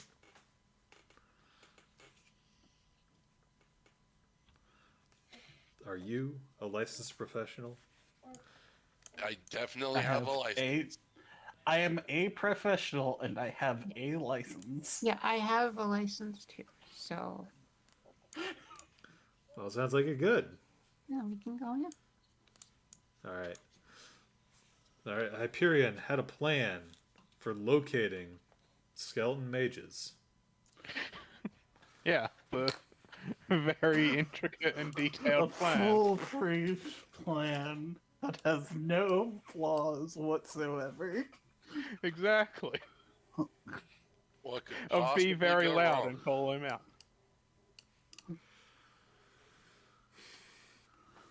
All right. Roll for how loud you can be. So, I have two things that I think could work on this. One is intimidating. That makes The sense. other is awkward size large. Yeah, this sounds like you're definitely going to. It's definitely going to matter. Yeah. Forget. Is helping a mechanic in this? Technically, yes. Okay. I'm not sure how you can help with this, though. I feel like I don't know. I have Performer 3, and I feel like that can do something maybe with like how the screen is formed, or I think it's good. I forgot to put the S, but that's a 24. 24. 24 yeah. seems small. Ow. Ow. my lamb ears. Falls over on her roller skates. Oh, not the poor sheep. Sounds All loud right. enough to push her backwards. All right. Emerging from the pits comes Gideon, the second skeleton mage brother, who goes, "Okay, I'm really gonna need you to keep it down. We're having a," and then immediately behind him comes Zohar, the first skeleton mage brother. So, Hey, there's the man we wanted to see. Who says, "Shut the fuck up." Good. My plan is successful.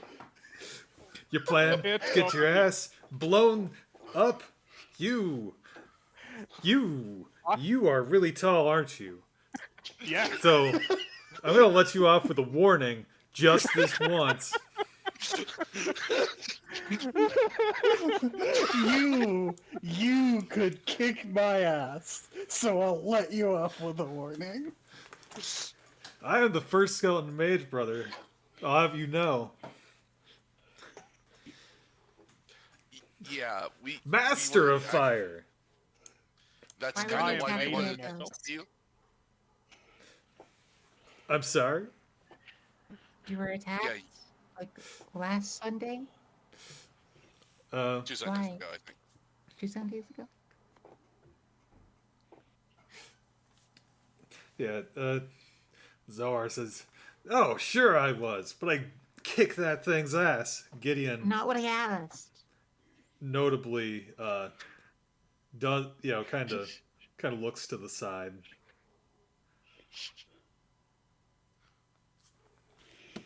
Yeah, that thing's ass may not be quite as kicked as you thought there, Chief. Yeah, because On you did a account of, murder we're pretty sure it did a murder. or or manslaughter. We're not sure yet. But original question: why? Do you know why you were attacked? Oh, of course, it wanted to sup on my immense power. It's like a fire vampire. Okay, that kind of confirms the other information we got. But I was too hot for it to handle. I'm the best. Number one, don't you forget it. Okay. Is the letter Z important to you? Only in that it's the first letter of my name, Zohar. Okay, because everyone who has been attacked has a Z in their name. And it's been bugging me all day. And I just need to make sure it's not something. I Chief, think who's that's been attacked, by the way. probably just coincidence. Wow, good. Yeah, good catch. I didn't even notice that. Who else do we know has a Z in their name? Oh. Are there any other Dial-up pyromancers noise. with Z's in their names? This seems like Is this a line of thought we should be pursuing? Yes. It's not one I Probably. considered or planned for. I was asking in character, but I was expecting the same answer. Just a crazy random happenstance. God just steps down from the scene and just goes, no, stop that. Hold on. Very good. Hold on. we're not. It's Don't next worry about that. one. That's the wrong tack.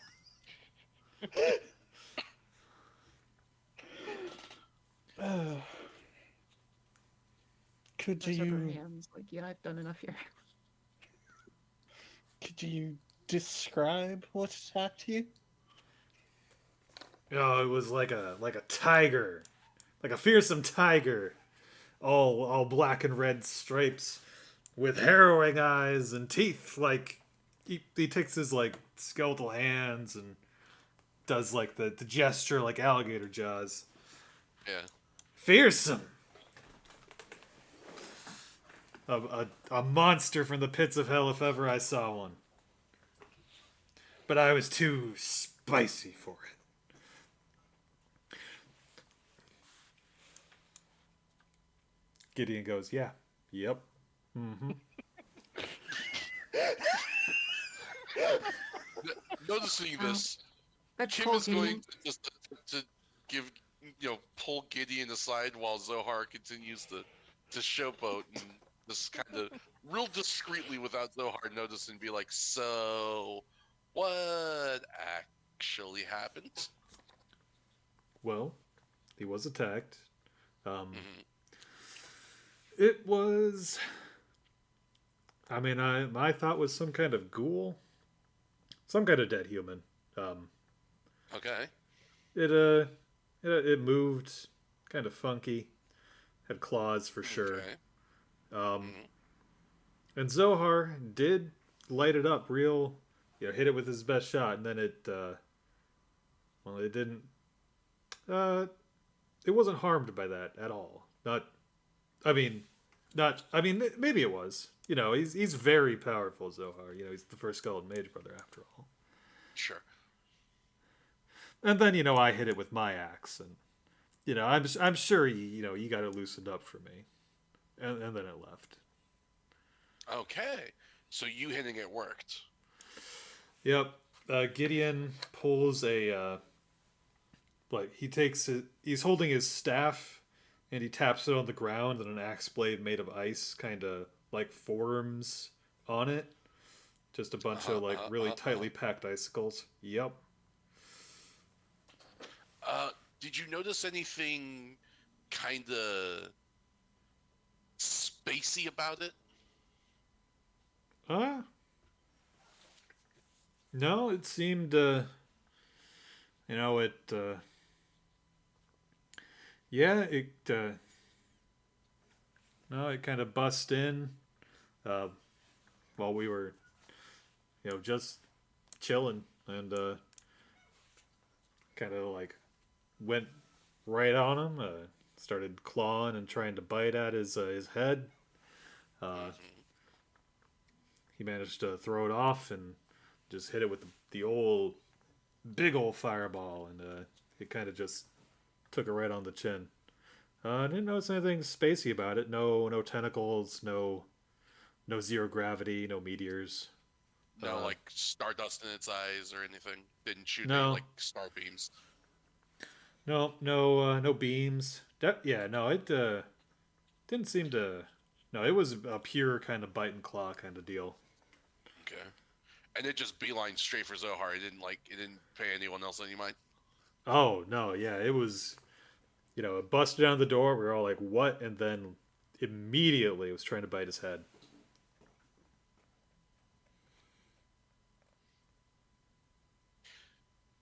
This is gonna sound kind of wild, but the person wouldn't have happened to either A, look familiar to you, or B, had a name tag on them, would he? I mean, yeah, I was wearing some kind of armor. What are those fancy modern armors? They all look alike. I guess they had kind of like a snout, but I mean that's where all the teeth were. Snout. That's actually good to know. But other than that, nothing to particularly identify it. No, didn't. Well, yeah, it didn't feel like we got a pretty good handle on your regular types of undead. This one didn't quite ping the same old like necromancy senses. Mm.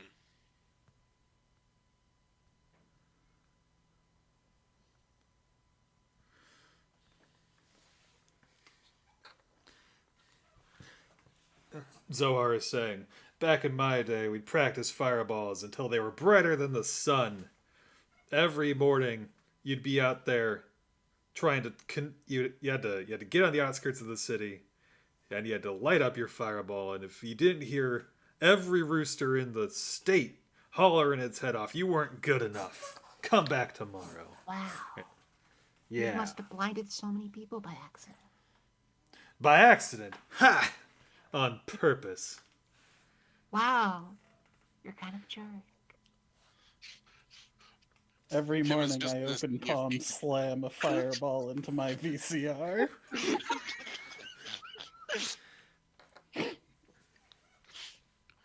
Kim is just gonna pull Mordona over quickly if he can and see if she has any questions for Gideon, and relay the information that he was given.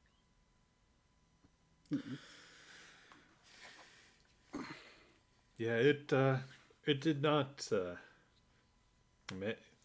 It did not suffer or rather, the one bite of my axe did kind of send it running. Not that.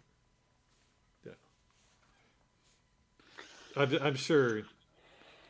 I'm sure Zohar could have handled it, but sometimes you gotta help your brother out. Exactly. Mr. Gideon, Just, you have been incredibly helpful. I don't know if we have any more questions for you.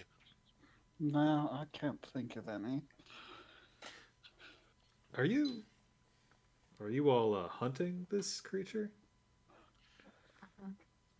More or less. Yes. Do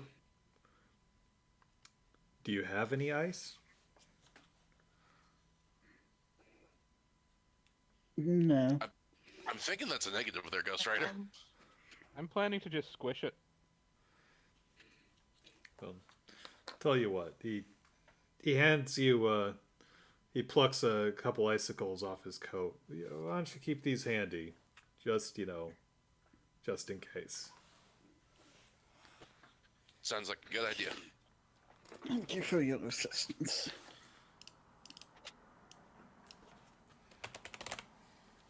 I feel like there's more I should ask, but I cannot think of any questions. I mean, if you could, let's see. Are we told think- the size of the creature in About by human Zohar? size. Yeah, generally about Okay. human size. Zohar was exaggerating its size. Okay. Mardona examined the chimney. Okay, gotcha. I was thinking maybe it was like growing. No, because the chimney happened after Zohar was Yeah. attacked. I just wires got crossed. Theoretically could be shrinking, but Zohar is probably just exaggerating. Mm-hmm. Seems more likely. Yeah, for sure.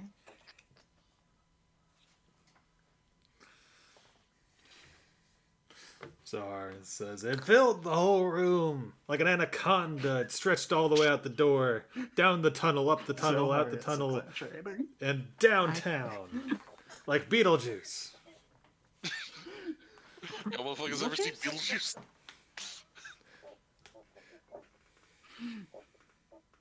Weird way to pronounce Weedlejuice, but okay. That's walking from town. Yeah, I think we got everything we need from here. That May have brings its us time to to- Sage anyway, which I'm Yeah. worried about because as we've explored, the less likely this thing appears to come from the start. Well, we don't know what kind of undead it is. That could be. Yeah, it probably could be space undead. I am Definitely thinking not your it is normal probably type some undead. form of space undead. I think before leaving, Hyperion would offer to the skeleton mages now. If they want to get better, they could replace their bones with metal. And to just contact Staten for that. Oh, but I love my bones. Sigma grind set. Metal is very strong, though. Stronger than bones. But is it stronger than flame? The fire, that my burning passion. Yes. I don't believe it. I eat metal for breakfast. It's no match for my intense heat. I want you to prove that. Here I am. Oh Yes. boy. Of course this is happening. Why would this not happen?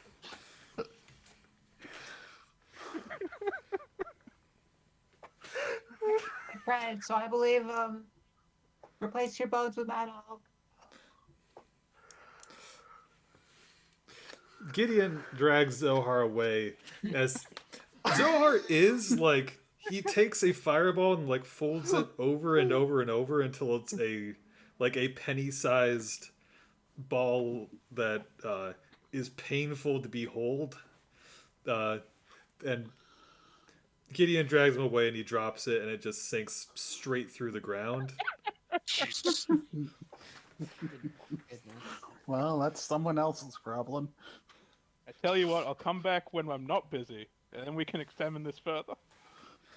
Hopefully the mole men of Harbor are okay with that. Yeah, really. Well, We've it just is, set it up is season very 2. hot, but it's also very small. The odds of it impacting anything are negligible. But not zero. I like no one had any problem with the mole men of Harbor. Why would there not be Molin in Harbor? We all know the Yeah, moment of I mean- Harbor. Come on. It makes sense. I love If my anything, it'd be friends. weirder that there were not Molin in Harbor. We love you too, Fiona. All right. But anyway, this seems like a good time to take a short break to get some water. So I'm going to throw up a BRB, and we will be back in 15 minutes. Sound good? Sounds like a Yeah, plan. Sounds good. Zoom, enhance. As we are making plenty of progress. But do you know enough to combat the creature? One thing's for sure. Bo I mean, doesn't. I think technically we do. I think we're just fucked anyway. I don't. I feel like I should know more about the creature than I do. Well, you do know it had a favorite radio station. Do you know it I has a do favorite know it radio had a station? favorite radio station. Yeah. Don't touch that dial. It's got jam on it. All right, back in 15.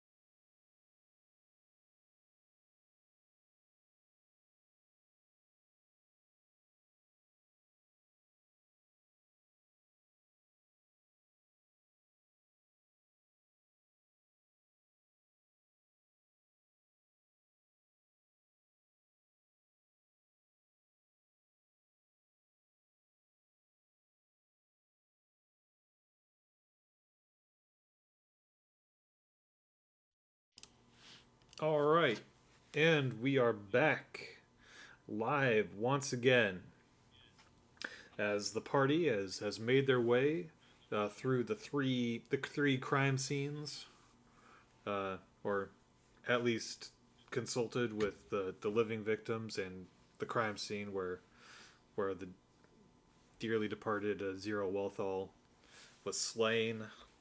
Um, and they're about to head off to find Sage anyway. But I figure before we go, this is a good chance for people to do a rundown on their theories, so I can figure out if I've accidentally given anybody a very wrong impression, or if I've given them a wrong impression on purpose as a trick. Just a little goof. So, it's some kind of undead of Thomas, but not necromantic. Could possibly be star related, could just be regular fire related.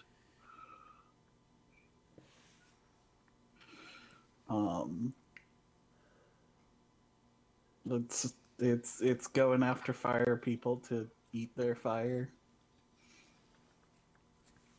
That That's does all seem I've got. does so seem my- to be its thing. I've got my theory. All right. It is still a star monster.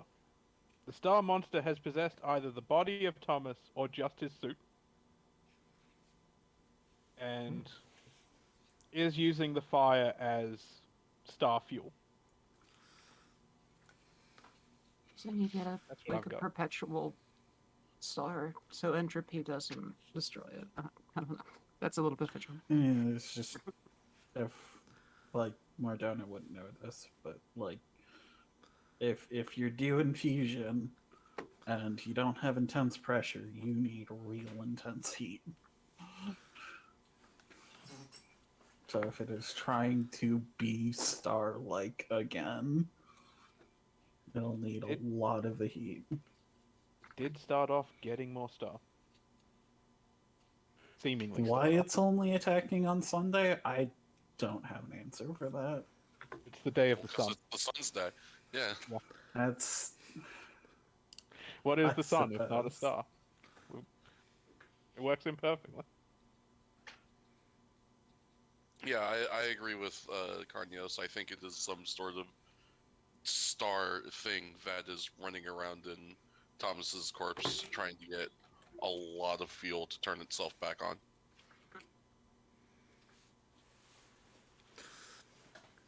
All right. So, you ask around, in amongst your contacts, and you find out that Sage anyway is normally lives, kind of out in the hinterlands, away from the light pollution, so he can do his research. He has been in town lately, staying at a motel, kind of on the outskirts, consulting with other wizards about strange occurrences that have been happening in the heavens.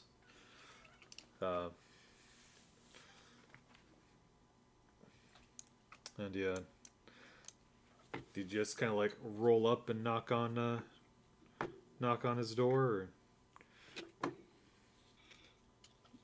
Or? Yeah.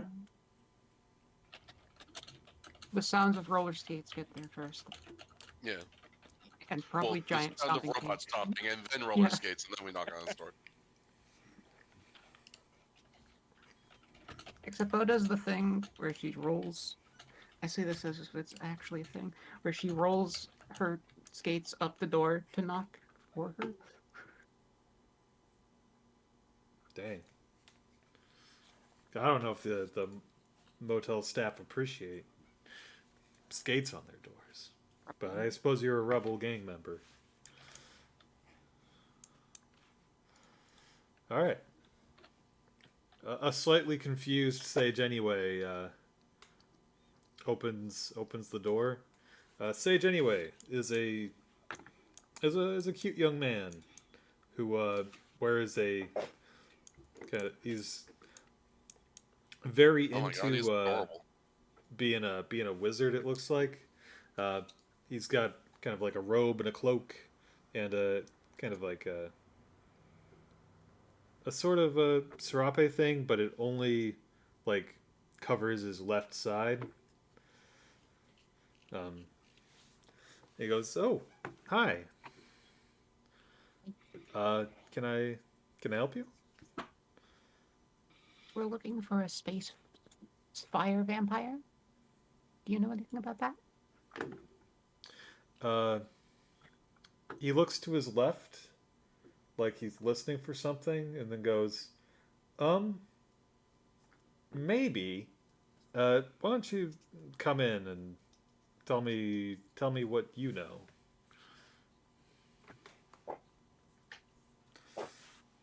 Slides on him. Yeah, I don't know. I'll follow. Kim will gaily shuffle in. Do you want? Oh, you probably don't want coffee. This is I kind of love my coffee. morning, so I'm sorry. I love coffee. Oh, sure. Yeah, I realize it's a bit late for most people, but I don't really start my day till the sun's going down. A cup of coffee would be nice. We might be pulling an all-nighter anyway. Sure. Uh, No, I You're- don't need one. all right. I'm hearing, can you drink coffee? Morgana says outside the open door. I've never tried it, but I don't need it. All right. Would you like to Uh, try? Probably not. It's hardly bitter. Okay, Sage. The coffee maker that he's got definitely did not come with the motel room. This is something that he brought with him. Smart. Whatever vices. You know, he grinds the beans fresh and starts making a pot. So, let's see. You said like a fire-eating star vampire. Yeah. Or no. Well, Vampire not or fire entirely. is a star, potentially. Not entirely sure. It's been attacking people with fire and star stuff to devour it. Oh, And is a undead of some sort. huh.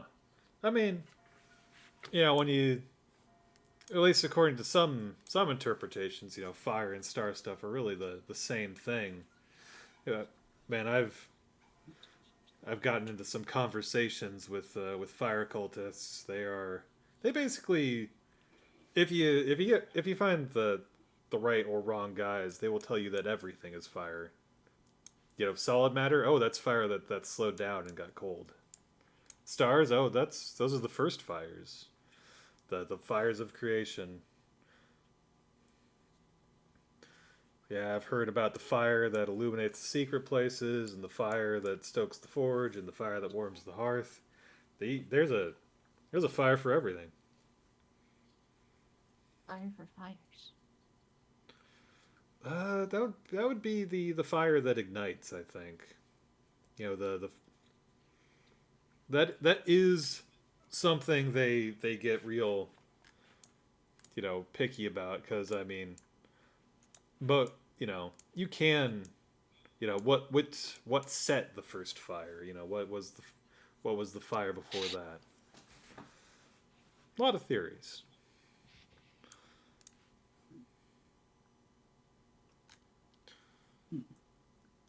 She's not processing all of this. It's just breaking her. Do you know of any undead who might be powered by fire? Well, I mean, undead isn't exactly my area of expertise, but I mean, fire, and again, some interpretations is the purest and oldest energy. Maybe theoretically you could use it to power anything.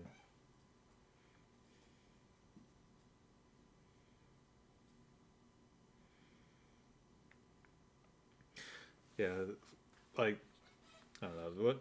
Once the when the fire is in the sky, that's more my area of expertise. You know, stars are just a fascinating field. You know, out there in space, there's so many weird creatures that live amongst them, and the stars themselves. You know, some of them are alive in their own certain way.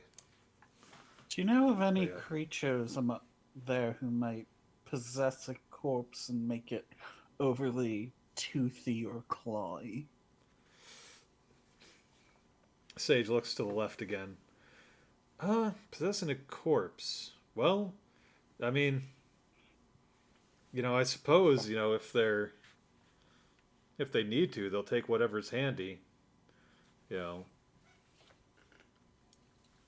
Uh, if it's somebody that couldn't bear the thought of sharing space with a living person, I guess a corpse would be what it'd have to go for.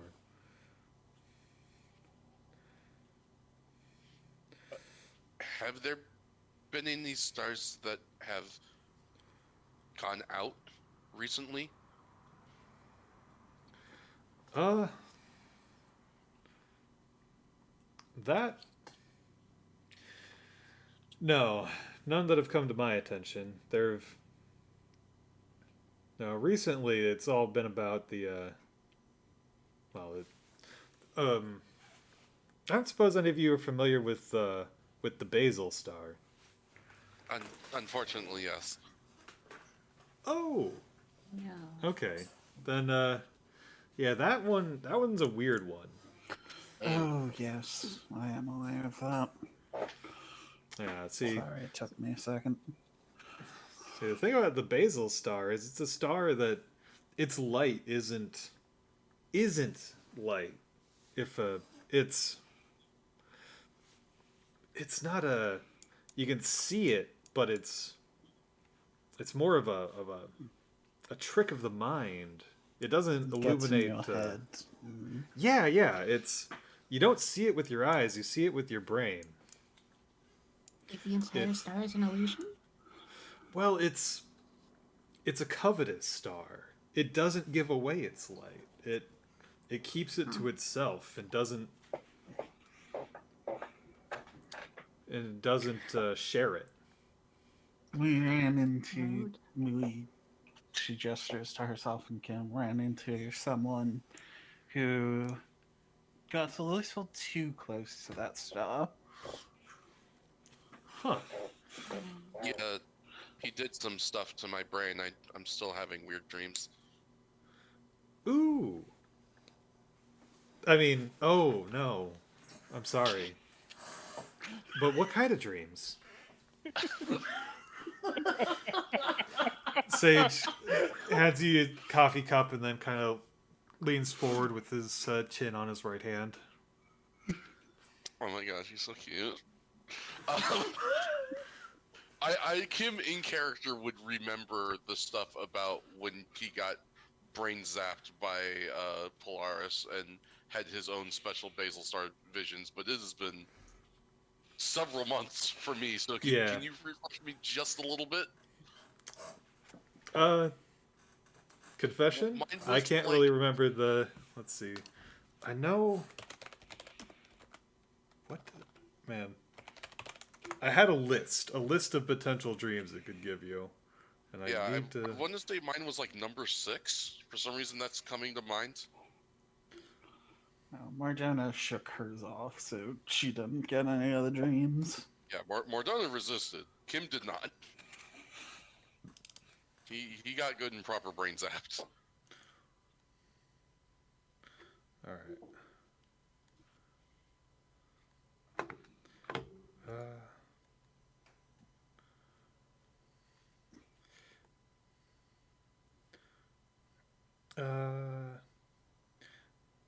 I cannot find.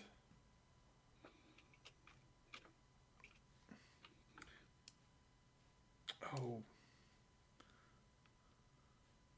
Let's see. Tragically, I can't find it. But but in character, you know, relay it, and Sage goes, "Oh man, wow." Mhm. So That's, there's, you typically, the basal star has been shunned through the most of mortal history. People who try and worship it mostly like just get killed. It does not give back what it takes. I'm not Um, sure Polaris was worshipping it so much as infected by it. see, that's the Yeah. thing. There was a back. This was like a Cold War era plan. Somebody built this. This this array in space to try and like harness the malice of the basal star as a weapon. Yeah, it blew up. Um, but huh. I guess it maybe they did snag a part of it, but so there are sometimes you get your space stars that like you know create a spawn, an emissary, uh, something to you know like but the basal star or these other stars, they need to like share a piece of themselves. They send it out, and uh, but the covetous basal star, it would not give its emissary anything. It would leave them So it would have a to. void. It would have to devour fire. Yes. Oh.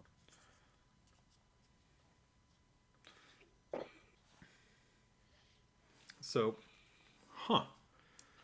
All right. So Sounds like we've got our culprit and our motive. Then we just need to figure out who the next victim is going to be. there is well, this bit is more conjecture. This, but there are people who you know have constructed a kind of narrative around why is this star like this. And one thing is they feel it is afraid. It doesn't share its light because it fears losing it. It fears the dark. It fears the cold. That That maybe would fit with it fleeing when hit with the ice axe of Gideon. Yeah. Okay, we just met him. He completely left my brain. quick. What was the name of the third skeleton mage brother? Malachi. Malachi. Okay. What's the name of the fourth skeleton mage brother? You never Oh told us. no! I would know this, but that was so long ago! That was like 6 years ago! Start digging those files. Anyway, no. Jeffrey. No, we don't need to worry about the fourth skeleton mage brother this time. But Sage, then, do you want any cream or sugar? How much do you have? I just I put whatever mean- you want it. But Cream and sugar would be nice. Yes, please. All right. These, unfortunately for that, I only have what the hotel room has. I just drink mine black. But yeah, feel free to avail yourself. Anyway, just as you monster hunters go about your business, just stay careful out there. And I'd love looking directly at Kim if you could come back and tell us about it. Tell me about it. Yeah, I would. Yeah, sure. Yeah, I would. Sure. Yeah. All right.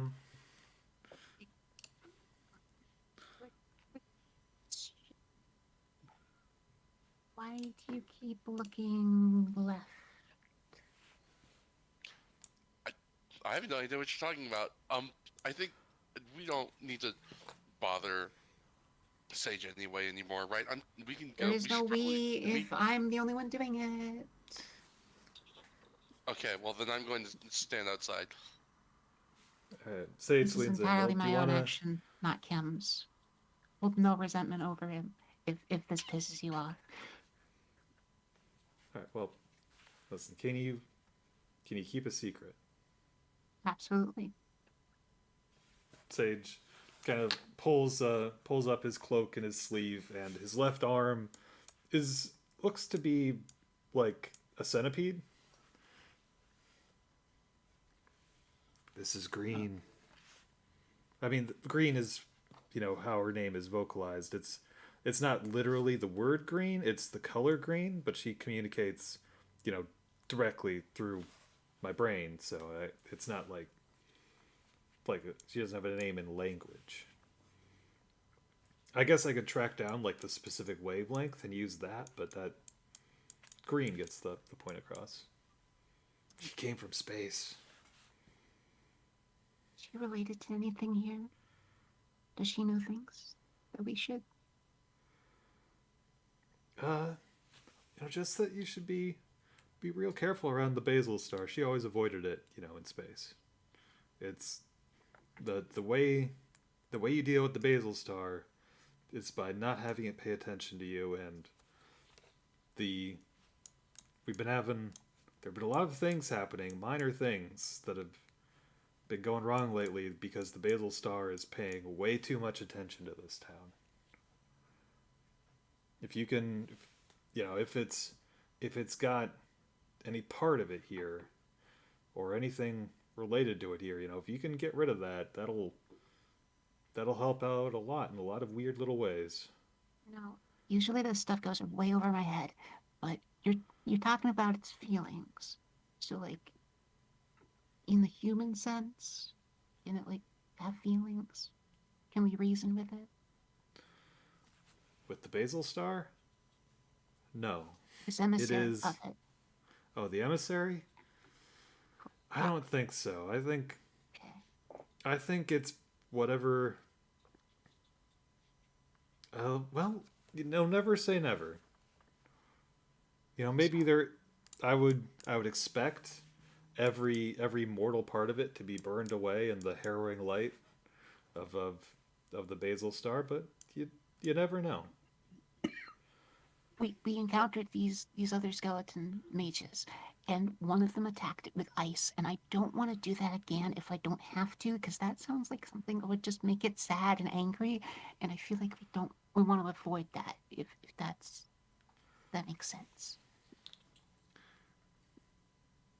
So if we can reason with it, we can avoid throwing ice cubes at it, Well, I wouldn't bet on it, to tell you the truth. Okay. Welcome to try, but have a backup plan to defend yourself. Does Greentel know anything about the weaknesses? Can she confirm that it's ice? I mean that, it makes sense. You're certainly not going to, fire or lightning are gonna be a tough row to hoe.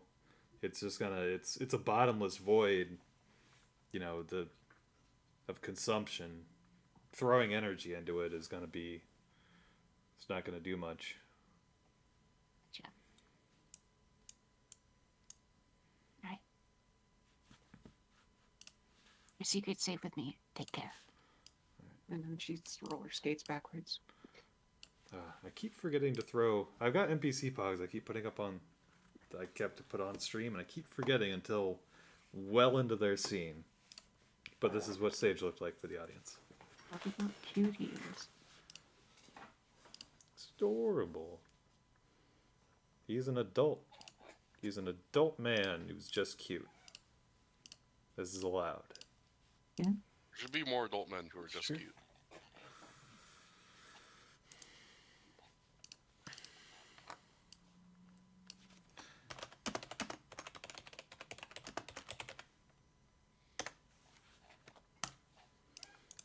All right.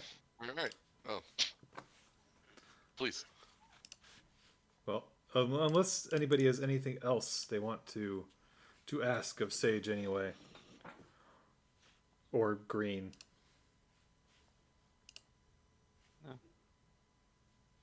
No. Alrighty. It is night. The sun is well set. The stars are out. By which I mean, visible, not gone. Um, what's your plan?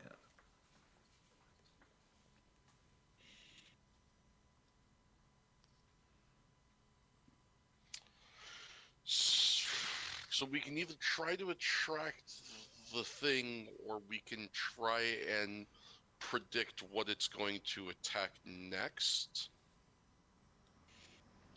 I think either plan we go with, it would probably be a good idea to report back to Ellen anyway. Yeah. I think could trying try to get attract it is probably our best bet. we could get Zohan and Jesse to work together to create a fire that it can't ignore, and That was my thought. Yeah.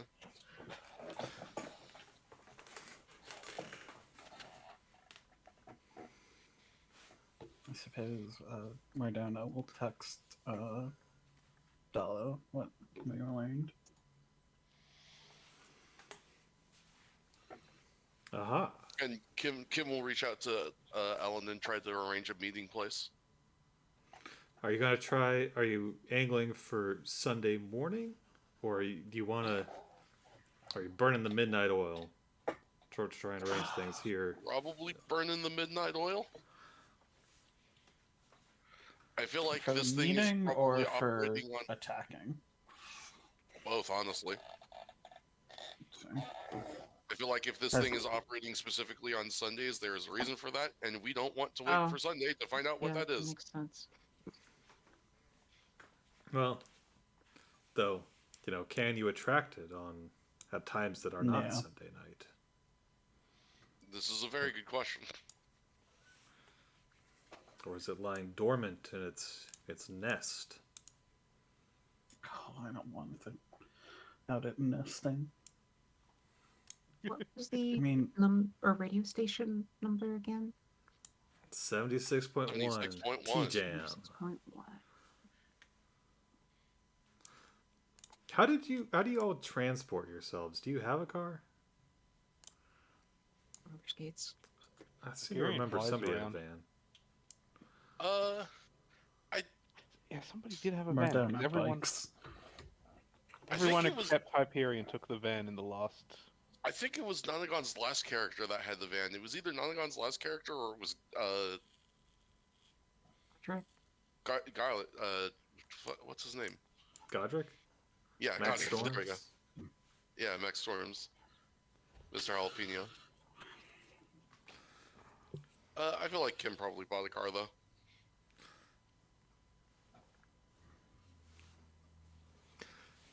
So we can say Kim has been ferrying people around. Mardana can move around a lot faster transformed, but most of the time she does not. Most of the time she just bikes. While we're going with this stuff, you mind if I turn on the radio? No, go ahead. This might be stupid, but just, And I turn it to 76.1. All right. On the drive. When you turn it to 76.1, you are greeted with the top hits of the 80s, 90s, and today. It's one of those. It's the number one music station. All number ones, baby. At least it is most of the time. Reception seems bad, despite the fact that the broadcast tower is in town and you can see it from anywhere in town. Having a rough go of it for whatever reason. Is it nesting at the broadcast tower? Maybe. Just think, it's way too dark, and I don't have binoculars, and I also need glasses, and so.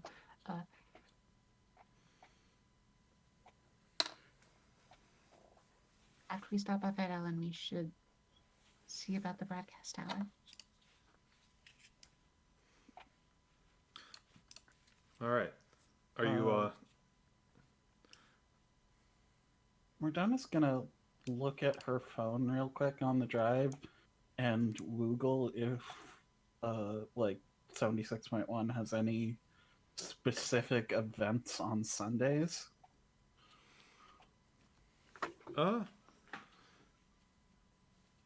No, just Alternative question along the same vein. Does 76.1 run on Sundays? yes, yeah. It's it runs all the time. So It's Sunday.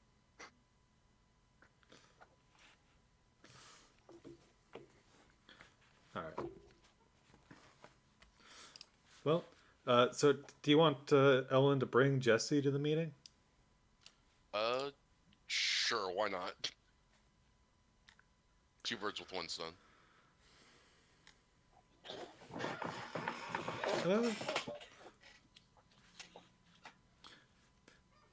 Yeah. All right. Let's see.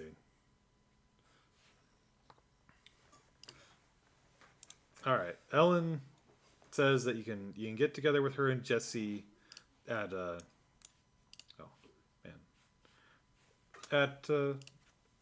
there's an all-night barbecue place. It's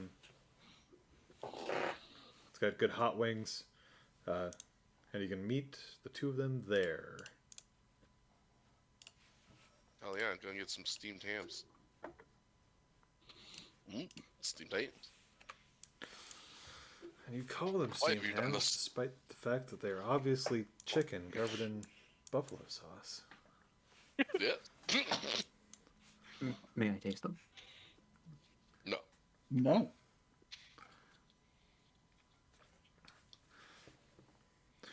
All right. Jesse seems not in a great mood. Seems to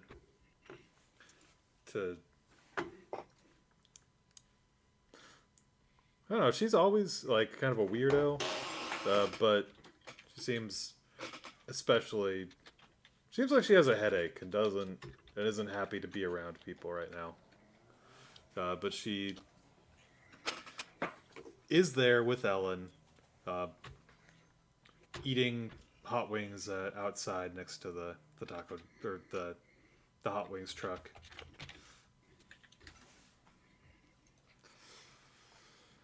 Okay, so what's up? She says. So we think we've figured out what's going on here. We think an entity from space has possessed the corpse and is using that corpse as a vessel through which it is trying to absorb like fire from pyromancers.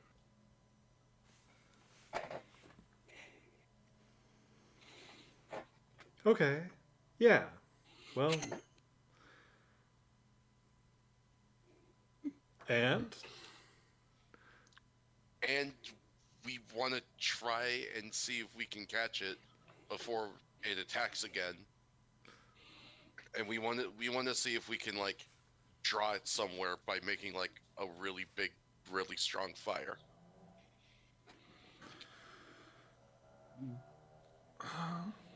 well,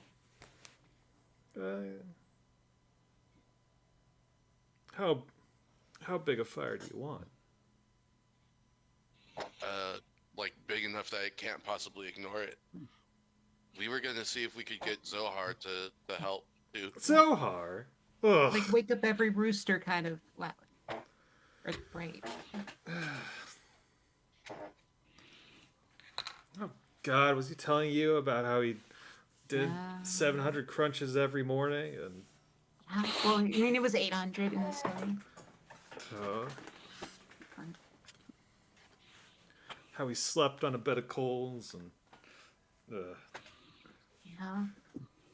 I'm sure Zohar is probably a big swinging dick, but like I also saw him fold a fireball until it was the size of a penny, and then he dropped it, and it kind of just stank through the ground as like an orb of death.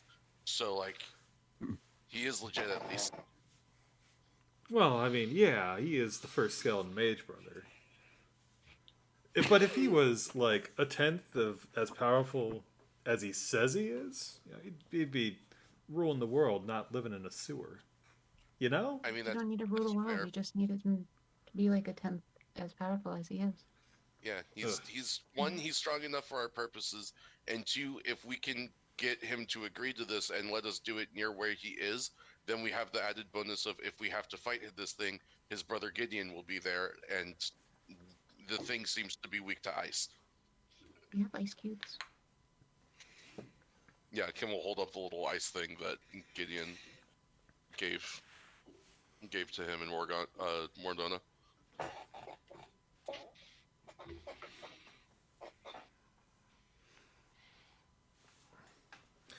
Well, I mean, I suppose. Yeah.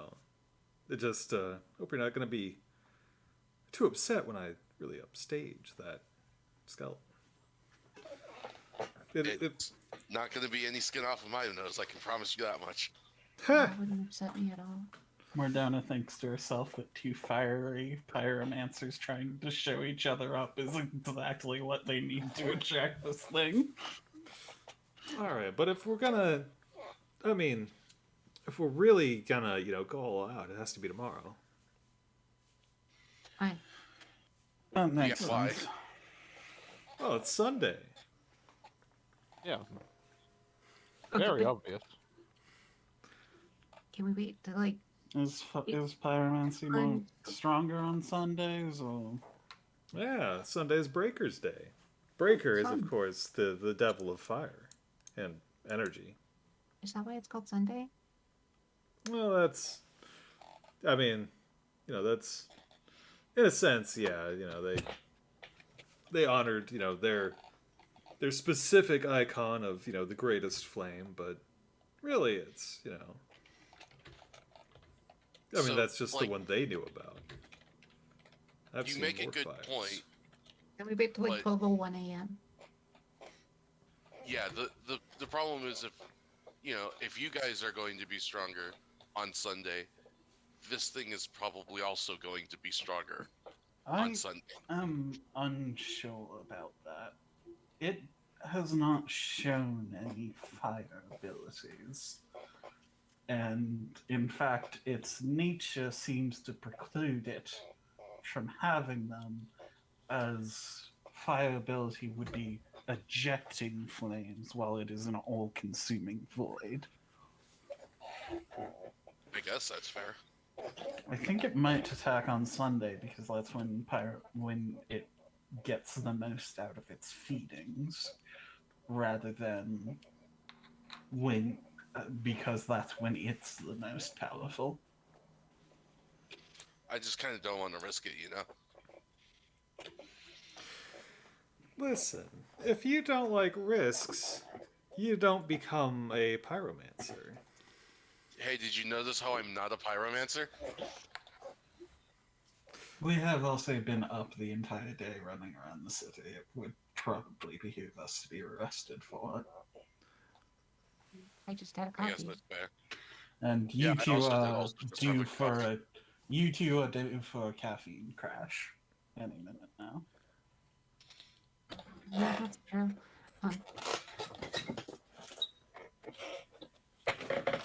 You. Stupid question. Do you know what's up with the radio station? Has it been staticky all week, or is it just like now? The 76.1. radio station. Ugh, at I don't the listen to station. that trash. Uh, Yeah. Ellen kind of also doesn't listen to that, but she like kind of tilts her head for a moment to, oh, huh, yeah, that reception's pretty bad. What's up? Do you think there's something up there? It You think might that's where it be is? nesting there. Yeah. Yeah. So you're saying we need to blow up the radio station? No. We are really, not no. saying that. I mean, I'm not against it. Do you have the money to rebuild the radio station after you blow it up? I certainly don't. That doesn't seem like an Was important that Ellen consideration. or Jesse who had said That was Jesse. Yeah, I assume Oh. so. If we don't have money to repair it, that would be very bad. And we wouldn't be good citizens if we did that. It wouldn't be the first thing I demolish, and it won't be the last. Okay, but it doesn't have to be a thing at all. Like, the thing is, we are not sure if it's nesting up there or if there's some sort of like link to it. We're not really sure. So that's, why I'm asking.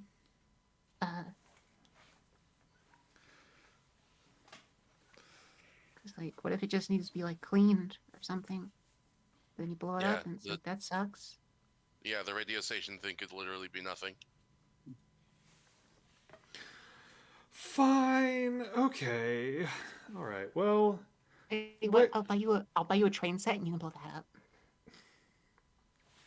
I won $5 Fine. gambling today. I can spare it. I don't That's need not your. how I remember that. You'd win Listen, if I want to $5. blow something up, I'll blow you're up too nice. whatever I want, okay? But I will hold off on blowing up this radio station if you insist. Yeah, I think mean, about it do. this way. Think about it this way. You get to show up Zohan this way. Yeah, I've been working on a few new techs. I got some fancy maneuvers of fire. An important fire-based question for you.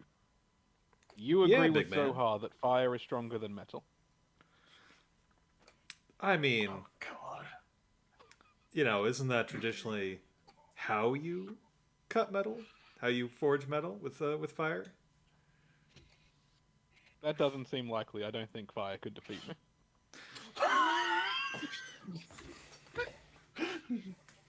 Hyperion actually definitely doesn't wasn't the know a question, but thing okay. about what he's made out of.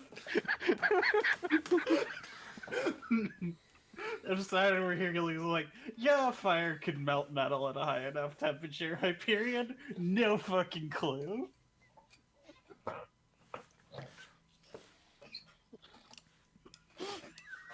Listen, to Hyperion, made of metal, as such, metal must be the strongest, because Hyperion is the strongest. Tracks. It checks out. Also, without the stars' help, we wouldn't have metals. You're going to, I guess they diffuse iron, I think I learned. Yeah. And iron. Some science stuff happens. Iron gets created, and other science stuff happens, and steel can get created, and so that can get created, and then robots. I didn't hear the chaos magic part of that process. I'm What? certain it's part of it. You're I telling think me it you're was not just a encased marvel of in one engineering and those science? some things. Okay, we can talk about this later. We have Ellen a raises murder the hand. mystery I'm a solved. marvel of engineering and science. Awesome. We should talk about that later too. But we still do also have a murder mystery to solve. I mean, it's more a culprit to catch. We've kind of solved it. Yeah, Okay. we kind of know who's doing the thing. We just gotta get them. Fair. All right. So, listen. I suppose that I will indulge your conflagration lure plan. It's I've been feeling I've been feeling real out of sorts lately, and I think blowing something up is just the cure I need. So we lure this thing out there, then boom, set it on fire. No, it's not. No, I yeah, don't think setting- setting it on fire is absolutely not what we want to do. We want to set it on ice. How about It eats fire. Well, Yeah. all right, yeah, fine, sure. But have you tried like setting it on fire really well? I have heard the phrase Zohar fight has fire tried to with set fire. on fire poorly. Yeah, listen to the big man. Fight fire with fire. But, It's not fire though. It's an It's- all-consuming void. I don't think the phrase is "fight the all-consuming void with fire." the phrase is "can fight the all-consuming void with nothingness," but The void can consume my ass. Ah, yes, fine. it can. It's trying to. It, I That's wish what you we would were take this trying more to prevent. seriously. This is an attempt on your life. Fucking Christ.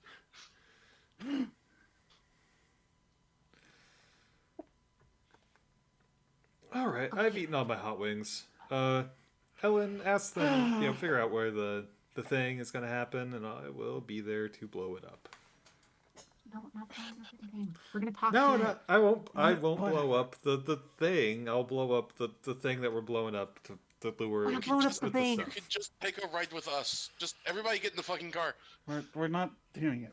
We're waiting till tomorrow. For All We're gonna right. check out the radio tower, though, right? previously stated reasons. Yeah, we should probably go check out the radio tower. I hate pyromancers. They do appear to be a breed. You Let's just see. say you hate someone, but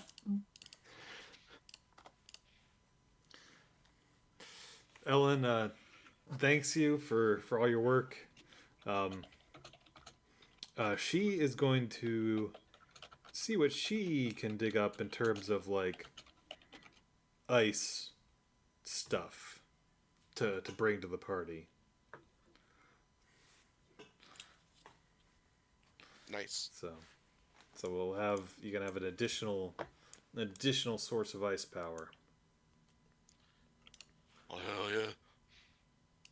All right, and Mordona has been keeping Dalagiri apprised. Should go talk to Zohar.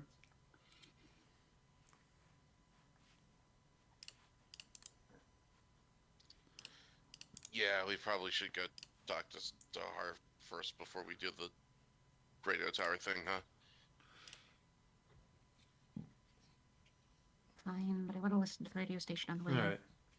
Okay. In the interest of time, I'm going to say Zohar agrees. We don't have to roleplay that scene out as much fun as it is to be Zohar.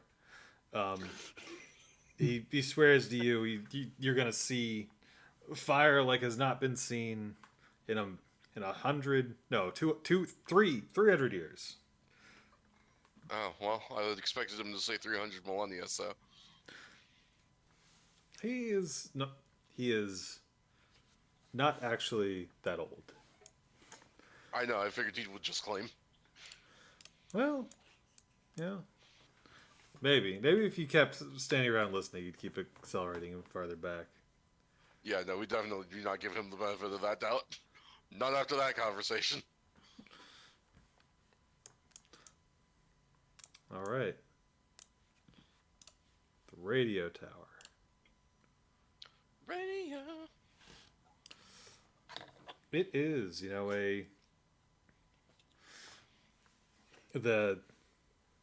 it's a like a multi-use skyscraper, but the broadcast tower is on the roof with the broadcast offices being right below it.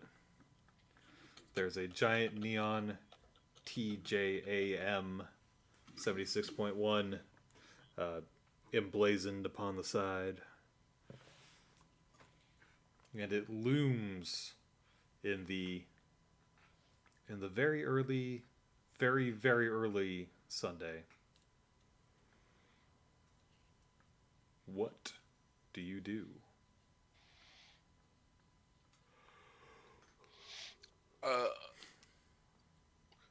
I assume we had to park on the ground floor. Ooh. Yes. Yeah, you are on the ground, but outside of it. They're most of the lights are off, but there is this is the one time where they start playing some of their deep cuts. They got a music nerd on there who's pulling out like some of the more interesting bits they have. Number 7 on the charts. This is the guy playing King Gizzard and the Wizard Lizard. Hyperion, you think you can get up to the roof and tell us what the situation's like up there?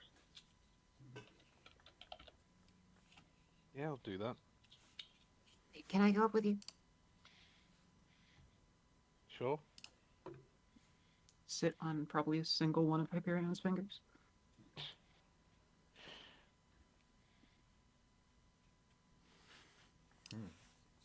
All right. It is, you ascend the tower, and you get up to the, to the broadcast array. It is, illuminated in the night. Gotta make sure it's visible to any helicopters or anybody who happens to be flying, so they won't collide with it.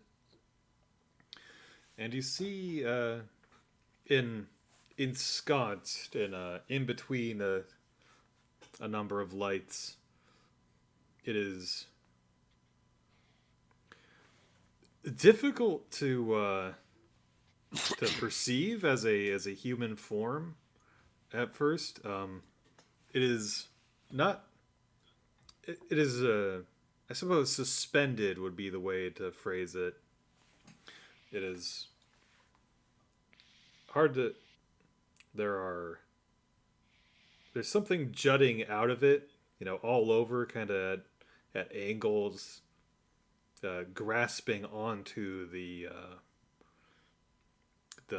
structure, but it is lit up by the orange and red lights of the tower. You can definitely see the silhouette, the beaked silhouette of the Scarlet Osprey Solutions combat armor. Thomas. Give a little hand wave. It does not respond.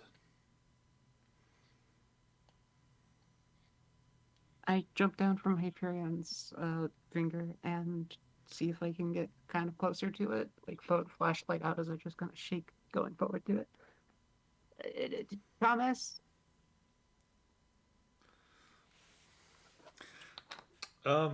As you pull out your light, it starts to.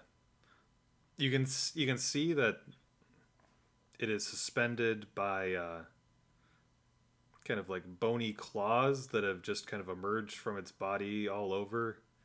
Kind of very, very thin, but sharp hooks, I suppose.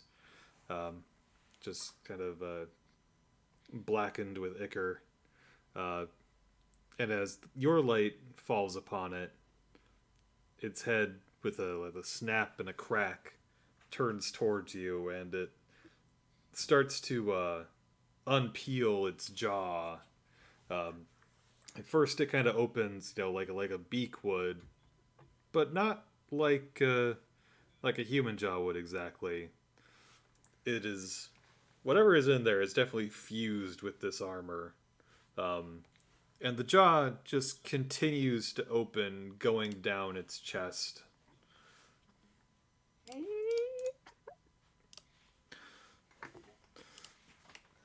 And the hooks that are hooking it to the structure one by one kind of detach, sending it falling to the ground, and its limbs kind of snap and crackle as it hits. It's kind of a lizardy pose, its legs bent backwards to accommodate this locomotion. As soon as she's hearing these noises, Mardona starts free climbing the building. Need help up getting help. You want help? Just want to talk to you. It starts scurrying towards you. The kind of the hooks kind of like project and retract, like, assisting its limbs, and like it pulls itself across. It kind of like flows like water over the various obstacles that are on the roof. Your air conditioning units, your pipes, your lights.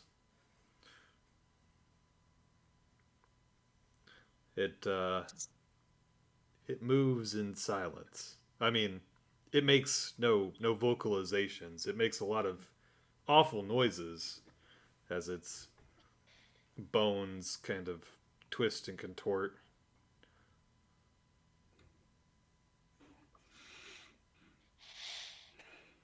Jump, That's pretty bad. jump scared. Phone goes flying off the roof. Absolutely frozen. Do you drop the Just, phone? like- Oh yeah, it's off the roof. All right. It opens its jaw, and more of those hooks kind of protract out. Snags the phone and withdraws it. It eats it with a crunch. There's a kind of a snap and a pop as the battery explodes.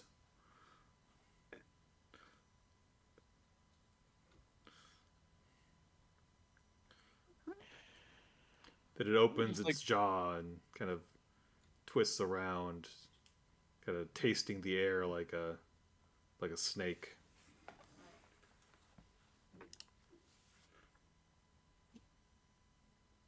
I just like break off a bit of the building and throw it at it.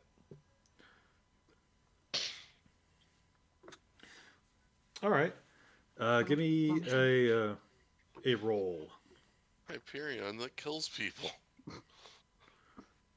I don't Yeah. think it's fine. friendly. I'm talking about civilians that work in this office building. It's fine. just a little corner of the roof. You better hope so. That would be 2d6. What? What am I adding to this? Yeah. Give me your normal kind of attacking roll for throwing. So you got your strength and Strength goes into damage. Like normal Ah, attack. so Yeah, it does, but we're not. 2 plus combat expert. That's mostly what I was getting at with the what do I roll? Because like, as a narrative sense, you could make the argument of like strength, but strength and combat expert, but that's not how it works in the mechanical combat system. fair enough. Yeah. That was So yeah, yeah. because if we go by the mechanical combat system, it would be a 5d6. But if you go with the narrative of adding strong to it also, that would be a 9d6.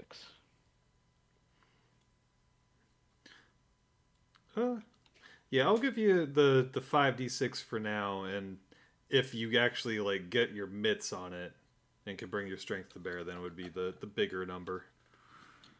Yeah. That is only a 6. It was only a 6. All right, you snatch up this chunk of the building, you chuck it at it. The rock collides with it, squishes it like a bug. It splays out, arms and legs kind of spread, just like purely flat on the roof. and then the hooks, the spines push it up and like pull it out from under the rock, and it gives itself a shake like a wet dog, and then starts scurrying away towards the other roof. Wait. Don't,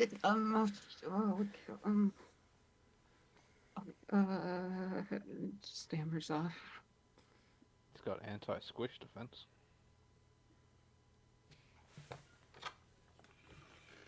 I see. It is I don't driven. think Mordona's going to get up there in time. Where are you? You She was climbing up from ground floor. All right.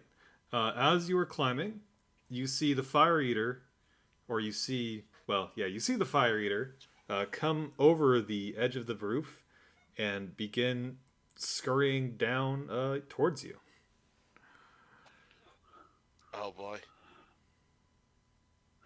Mordona will pull out her, like just sort of drop and to the ground, and pull out her non-magical sword, the one she uses when she's not transformed, and just try to hack away at this thing. All right. Give me a roll for attacking the fire eater.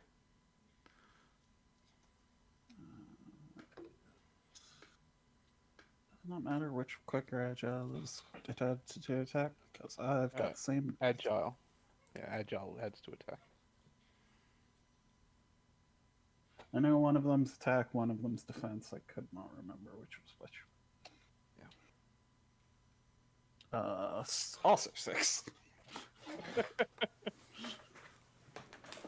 All right. What kind of slash are you like trying to do on this thing? I think she's just going to like do a wide slash to sort of keep her distance from it. All right. You slash it. You do a deep cut across the midsection, and one of its arms is severed.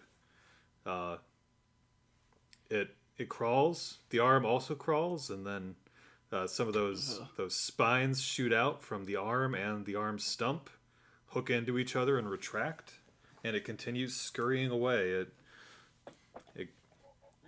There is a parked SUV, and it slithers under that, and you kind of lose sight of it for the moment. That thing fucking sucks. It's keeping Mordona's guard is fully up, assuming it's going to attack them again. Like, I, Fiona, assume it has run away, but Mordona does not. Why are we trying to kill it? But Because it attacked you? it attacked my phone. It was just. Well, I appreciate your like all life is sacred viewpoint, but It's this not- thing is a fucking monster. And also it's a monster that's possessing a corpse. No, it's just. We know that we know that it's scared. Like it's running away every time you attack it. It's not trying to attack. It attacked you before Hyperion threw something It at it. attacked my phone. It grabbed my phone and then stopped.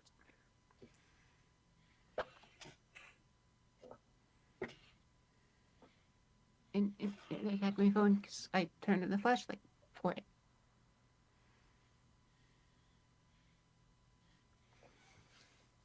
Okay, so what's your end game here then, Bo? Send it back into space.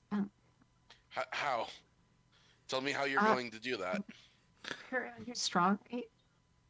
You throw it in space. Yeah, I can probably throw things into space. See, It's- Surion can probably throw It- things into space.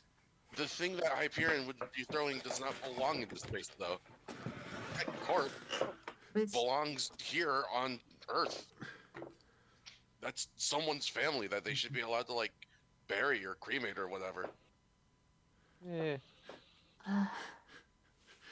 just. Am I really empathizing too much? Like, he's scared. I don't know if scared is what I got. What did you get? It only became scared when we defended ourselves.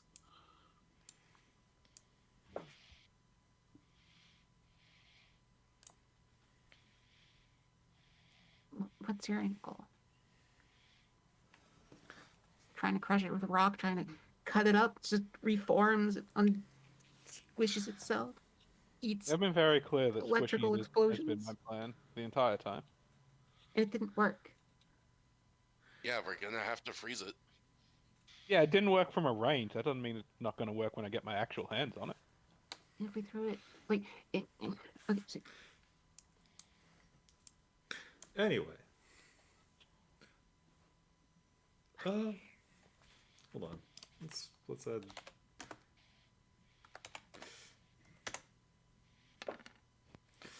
But you've gone from defending it as something we should save to instead saying we can't stop it, which are not the same.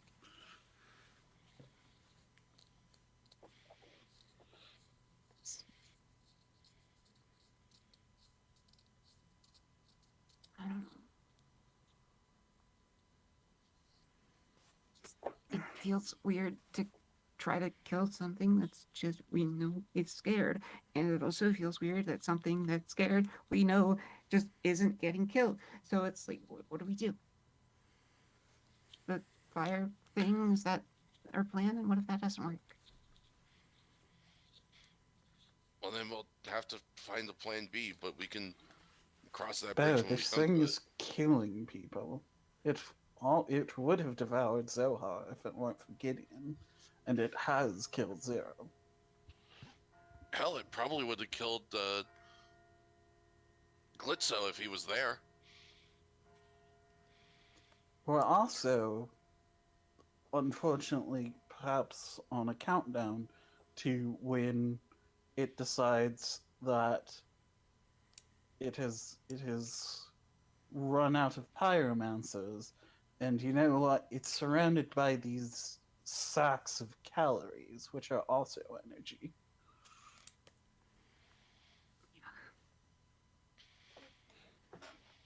I get, I'll do what I have to.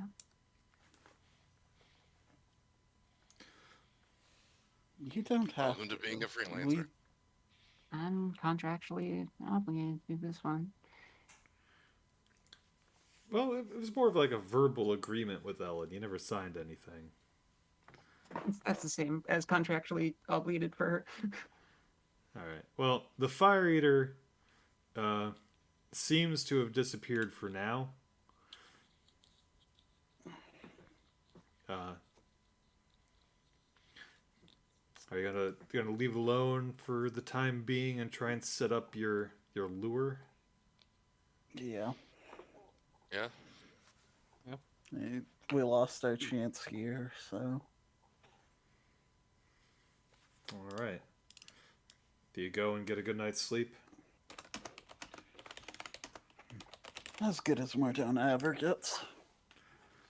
Yeah. Yeah. Kim will do his best to get some good rest. Well, you don't sleep the best sleep of your life after you see a thing like reattach its arm with bone hooks? Not Yeah, usually. weirdly no. To that end, I think Kim's probably not gonna go back to his apartment. He might go see if Sage anyway is down for a sleepover.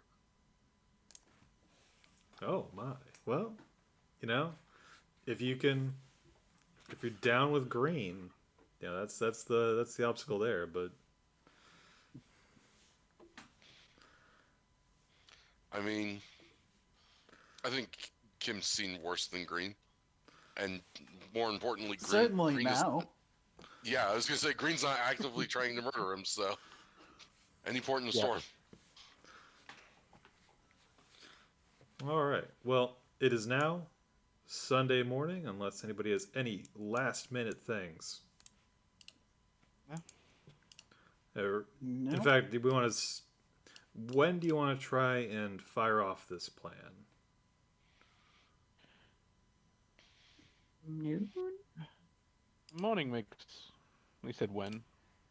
Yeah, noon. Morning makes sense because like, the longer you wait, the more chance there is for it to attack It is somebody attacking something else. Yeah. Yeah. I feel like doing it sooner rather than later is for the best, for sure. All right, and then in that case, you don't get much sleep because it is decided to try and pop this thing off at dawn on the outskirts of the city in kind of like the dungeons district. Jesse and Zohar set up at opposite ends of the field. Since Hyperion does not sleep, we probably just spent the time setting it up, helping set it up as well.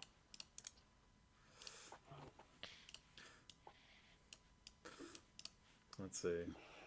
Dalagiri comes when summoned. She's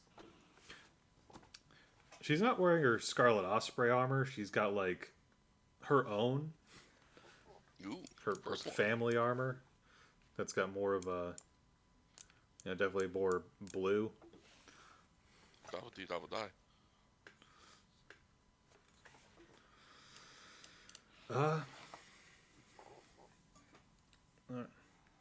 And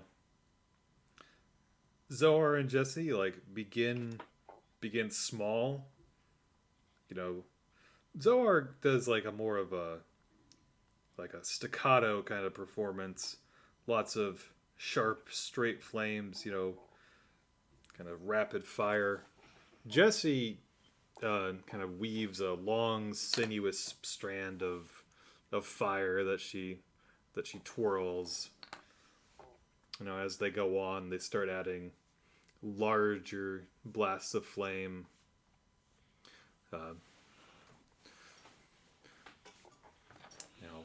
Orbs ready that to transform. swoop. Jesse starts manifesting like odd creatures that kind of climb out of the earth and burn and dance. And from one of these creatures, these illusory fire creatures, the fire eater springs up from the muck in kind of a crocodilian manner, unhinges its jaw all the way down to the waist, and eats it in one gulp. And then squats there like an omen. Jesus fucking Christ. Udena moves her bladeless handle to her chest. Caliban, the High Dragons of Caerleon once again call upon you. She begins to pull the blade from her chest, leaving a spreading silver pool on it. Rise from the shimmering lake of silver as the silver encases her entire body, and show us the truth of justice as it fully solidifies into like a silvery medieval armor. Covers her Badass. entirely.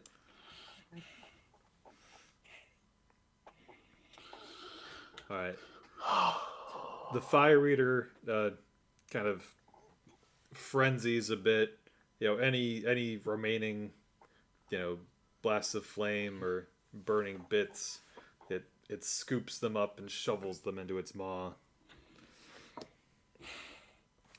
And when it turns and like looks at any of you, you get you feel bad.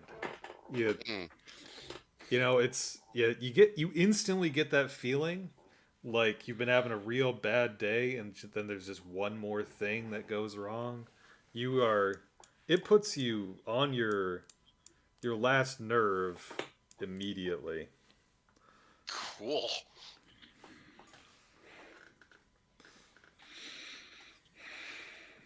And it is in the light of the sun, it as it consumes this fire, you can see that basal light coming off of it, that aura of disgust, displeasure, that that kind of indignation that anything else dares to exist. It it's got a shard of that.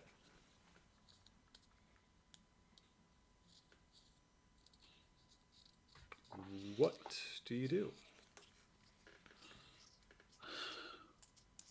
Hyperion's just going to charge up and try and squish it.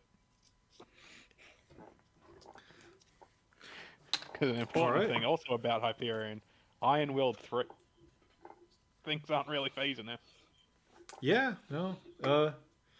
Well, let's make double sure. Go ahead and roll that iron will.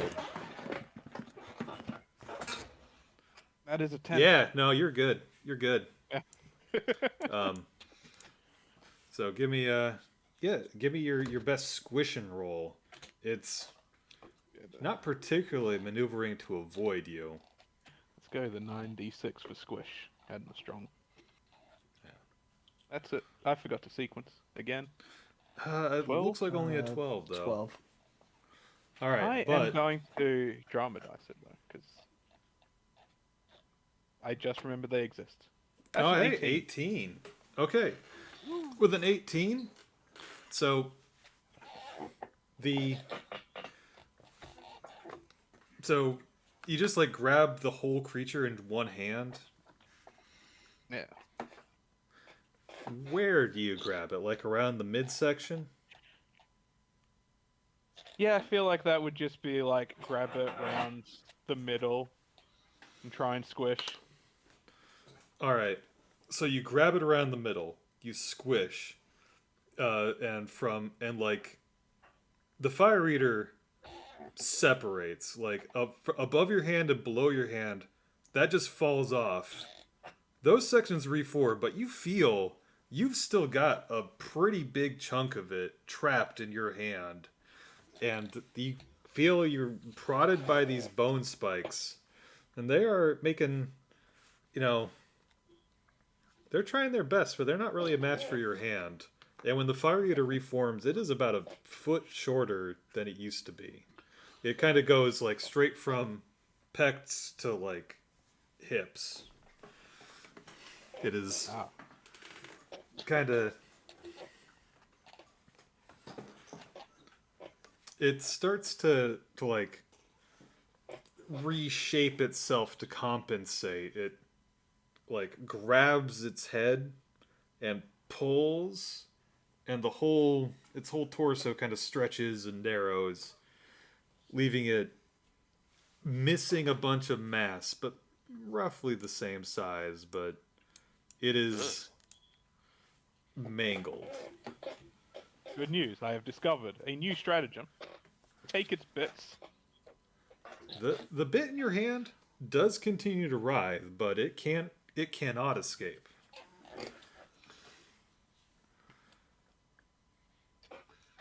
Who is next to attempt a stratagem on the fire eater?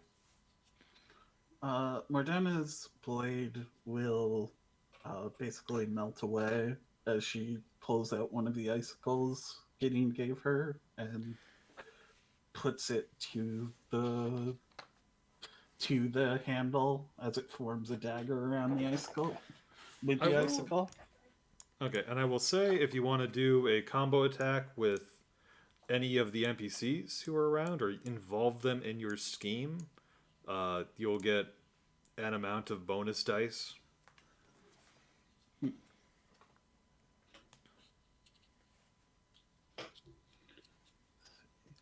You know, Gideon's got a slow, large weapon. So I think Mordona's going to try to use her speed to corral the Fire Eater so that he gets a chance to swing down on it hard. All right. That sounds like a plan. Sounds like you're gonna add another 2d6 onto this. Quick. Maybe agile as well. Yes. Yeah, I'll give you that. I forgot to sort that. I think that's just 6, though. Oh, no, Ooh, 8. well, Yeah, that's an 8. yeah. Okay, that is an 8. Do you want to try any drama dice? You know what? Sure, I've got plenty. Can I add multiple? Of... Yeah, you can do them one at a time too. Yeah, okay. Yeah. One thing I also discovered is that there is also the miracle. 12. So with 12, you would need to get another d6, another 6 in order to improve. Yeah, I Yeah. don't think I'm getting better than that. I think I'm gonna let that 12 stand. Yeah. All right. Like, I have enough endurance that I probably could fish for that third 6, but Yeah. better to save it.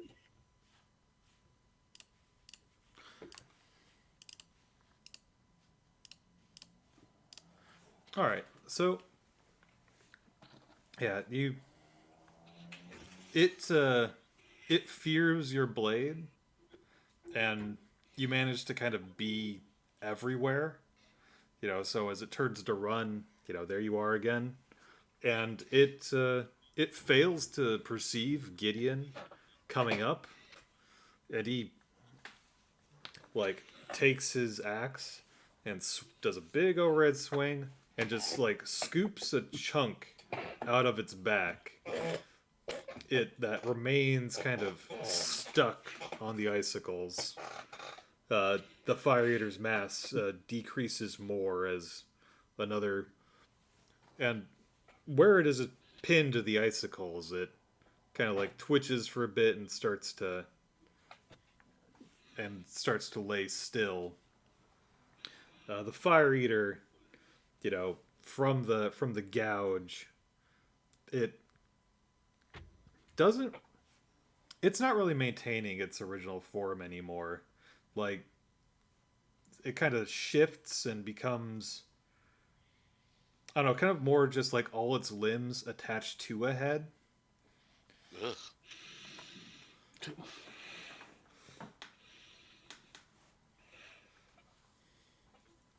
Who else wants to take a shot at the Fire Eater? Who else has a stratagem? What is Ellen doing at the moment?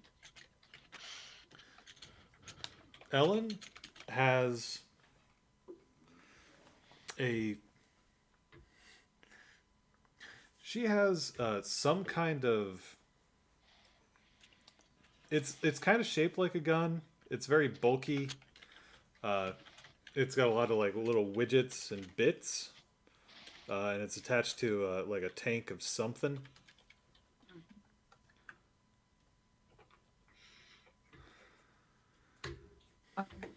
Bo is gonna yell out to Ellen to ask her to shoot the head of the Fire Eater as she runs up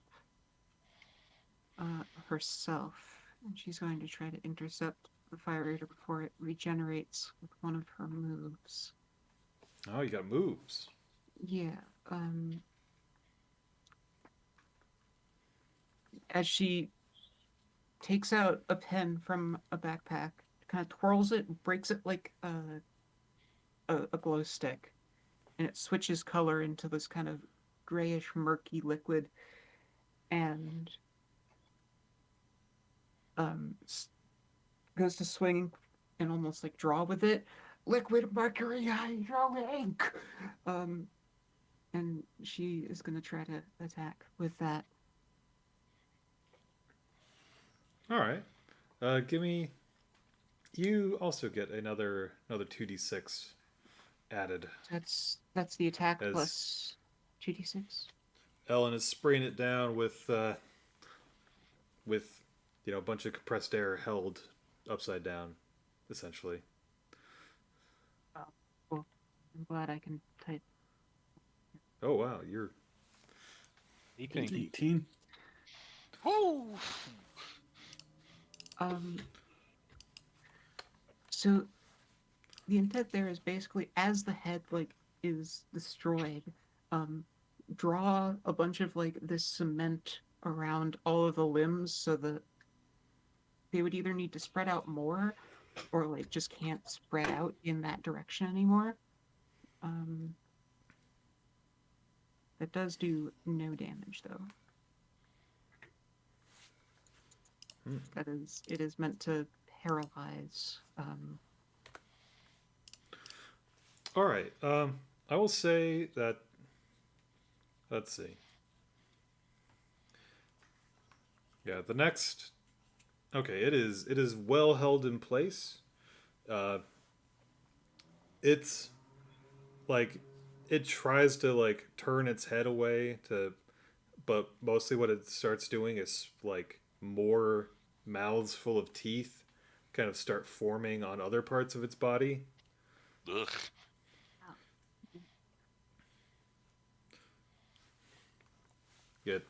It twists and writhes, um, and the but it is well held in place. Next person to attack it gets. I mean, you got an. I mean, an 18. I'm gonna say the next person to attack it gets an additional 4d6 plus whatever. Hooray! All right. What have you got, Kim? So, what I would like to do is I actually also would like to work with Gideon. I want to see if Gideon would have the ability to, like, enchant the weapons of Kim's little one-plot army that he has gotten pre-set up for this encounter. So that way, instead of shooting their little kind of approximations of bullets that he's made for them, they can shoot, like, magical ice bullets instead. And he's just going to gun what's remaining of this thing down like a dog. All right. Gideon grabs. He takes. Kind of reaches across his chest, grabs at his shoulder, grabs one of the icicles that are kind of growing on his cloak, and whips it. And there's just a spray of ice that hangs glittering in the air that settles upon your army. Okay, so that's 66 base just from people helping. I actually think I have an attack that's like this, so can I just use the dice from that? Yes. And Okay. and then 46 from being immobilized and another 2d6 from Gideon.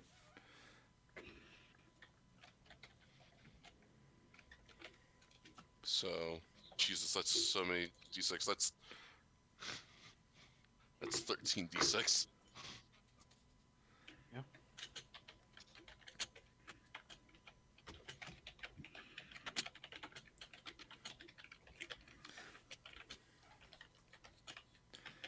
Wow.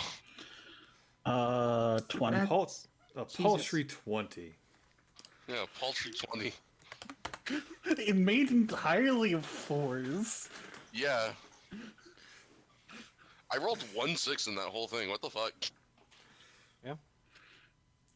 I mean, statistically, you were only likely to get 2. That's fair. All right, it is riddled by dozens of tiny frozen missiles, each one carrying away a piece of the fire eater. And everywhere it's losing mass, a new mouth opens. Gross. It is. It's like it just tears itself away from everything binding it. It is completely lost cohesion as human form. is nothing but a writhing mass that hungers and hates, and that's it. Hunger and hate, those are the two things it is doing. Um, but it has been winnowed down to a pure expression. I'm gonna basically everybody who beholds it. I'm gonna need you to make an iron willed check. Okay, To be beholden. I have no points of iron will, so am I just rolling 2d6? You are just Do you have rolling any- 2d6. Do you have Okay. any weak-willed stuff? I have. I'm gonna roll some drama dice on that. Is I don't jittery think I or have anything that explicitly. Is explicitly iron-willed and weak-willed. Those are. Yeah, no, I don't have weak will. All right, so yeah, it's just gonna be 2d6. I think I really shouldn't be asking this, but I'm going to. I'll take a 6. Do I have any bonuses from having been basal starred before? Or I mean minuses from having been basal starred before. I'm gonna. Yeah. That's a good question. I hadn't considered it. I'm gonna say no, nothing. Okay. Well, you know what? I'll give you one. I'll give you an extra 1d6. As Okay. this one is not quite as that one was more focused. This one is Hooray, resistances. Oh, Oh, baby, a triple! Oh, yeah! you absolutely got sucks. drop. I rolled the You got second highest. endurance. Yeah, I should probably spend a drama dice or two. I'm just actually gonna go ahead and spend 2 drama dice right now. A 4 will put you in the second highest. Yeah. Hey! There it is. Congrats, you've got the second highest roll. all right. Much endurance is it for a drama die? It is 5, and it's specifically not that it's going to matter, but it does reduce your maximum until like for like the rest of the adventure. But Yeah, you can't just take a tea break and get over drama dice. Yeah, I'll be safe and use 2 as well. you can do them one at a time. Well, I would have needed to use 2 anyway. But that is now a 10. Congrats, you're tied for best. All right. All right. So, Hyperion, you are like not. It doesn't harm you, but you find it. You find like I don't. Does Hyperion experience like disgust often? I would not say Revulsion. Well, you. There's something so abhorrent about. You feel like not only the creature, but you're suddenly struck with a sense of distaste for the ground, the grass, the water, the things that live upon the earth. It all like seems to you like you're like when you like something that has gone wrong, that for just a moment you are just so disgusted with all that exists. so.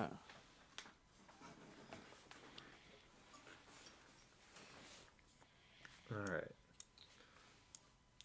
Does somebody want to take one final blow at attempting to demolish the Fire Eater? Does somebody want to combo attack with Dalagiri? What does Dalagiri wield again? Was it a hammer? It was like Albert, Big, I believe. yeah, big axe type deal with a long handle. I mean, I could combo with it, just trying to get her to cut up more of the fire eater for me to steal. Like, steal it while it's detached. Mordona's plan was to basically do the reverse of Gideon, where Dully uses her range and reach with the halberd to open it up for Mordona to stab with their ice knife. Sounds like a plan. All right.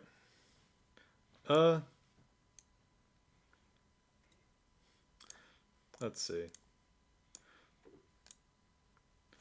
Well, I'm gonna. All right. So Make a judgment. Who would Dalagiri more likely wish to work with? definitely Mordona. Rude. What a sore loose. Get fucking hecked on, Hyperion. How many X dice that? For working with Dalagiri, Yes. it's gonna be 4 for surprise reasons. Ooh. Well, 15. 15. All right. So with you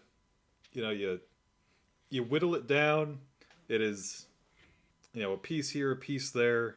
It is losing more and more cohesion until it becomes basically an ooze.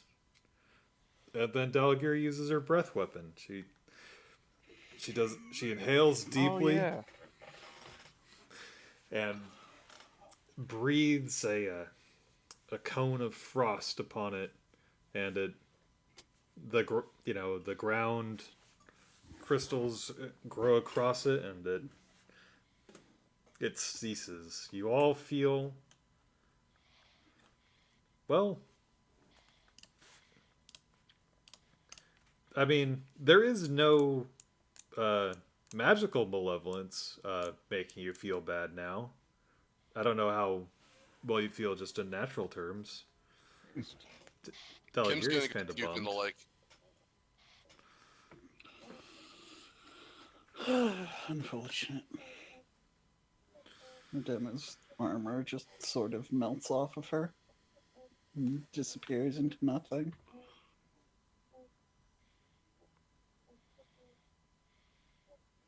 Hyperion, the bit you had in your hands, you feel begins to slows its twitching and then stops.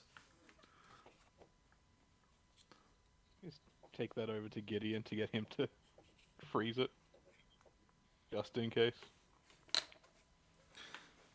Yeah, Gideon kind of, he just quickly kind of, covers it in snow and then covers it in dirt.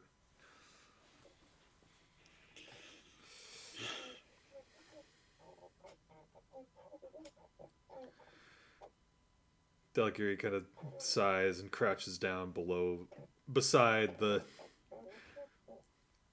absolutely destroyed remains of the fire eater. Jesse pipes up. So we good? I think we're good. Yeah. Yeah, I think we're good. All right. Later. Toodles. Thanks, bye. Little. Ellen does a more emphatic thank you all. I will, I'll put together what I can to repay you for this, and then scurries off after Jesse.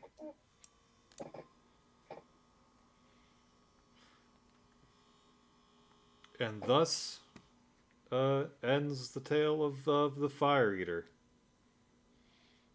Thank God. I enjoy just Mordona's unaffectedness by Basil.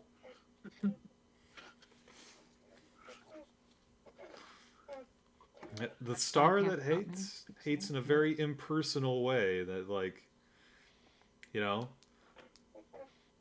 just get up there. It's like, where's the specifics? What do you What else you got? Life is disgusting. Yeah, but like, you're so basic. I hate myself more than I could hate anything else. Sauce is weak, Basil Star. Sauce is fucking weak.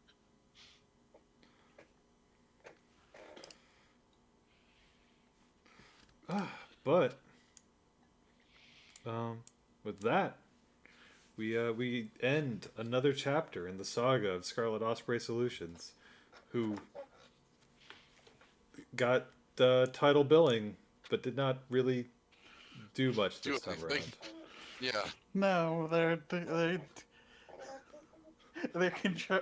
contributions were a possessed suit, a possessed body in one of their suits of armor, and someone who was on leave. Next time, I promise, they're gonna be in it. They're gonna be in it to win it. Well, let's hope they're in it to win it on our side then. No. That's unfortunate for them because we are very Yeah. strong. That means they're Do probably it going to lose it, actually, is the thing.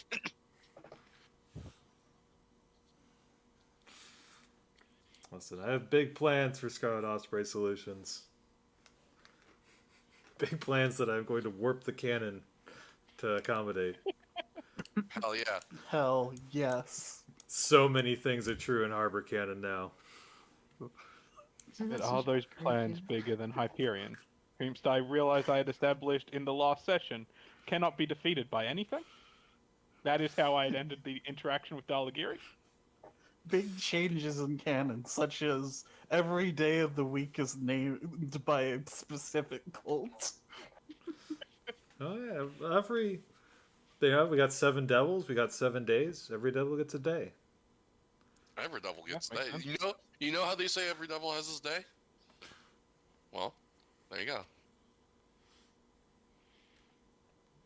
Is it the devil? Like the ending interaction between Hyperion and Dalagiri last time was just Hyperion pointing out that it was unfortunate because Hyperion cannot be defeated by anything. And he proved Well, it. 2 for yeah. 2. Well, and yeah, anyone out there in the who's taking a look, I hope you enjoyed. I hope we were entertaining for you on this Friday, where I volunteered to run in one shot 4 days ago, and then had to really scramble to actually get the prep done. Yeah. I'm gonna be honest, the scrambling didn't really show up. Yeah, No. for sure. Yeah. You did good. Thank you for the very good one-shot, Pia. Everybody say Mhm. thank you. Thank you. Thank you, Peter. Well, I hope you all had fun.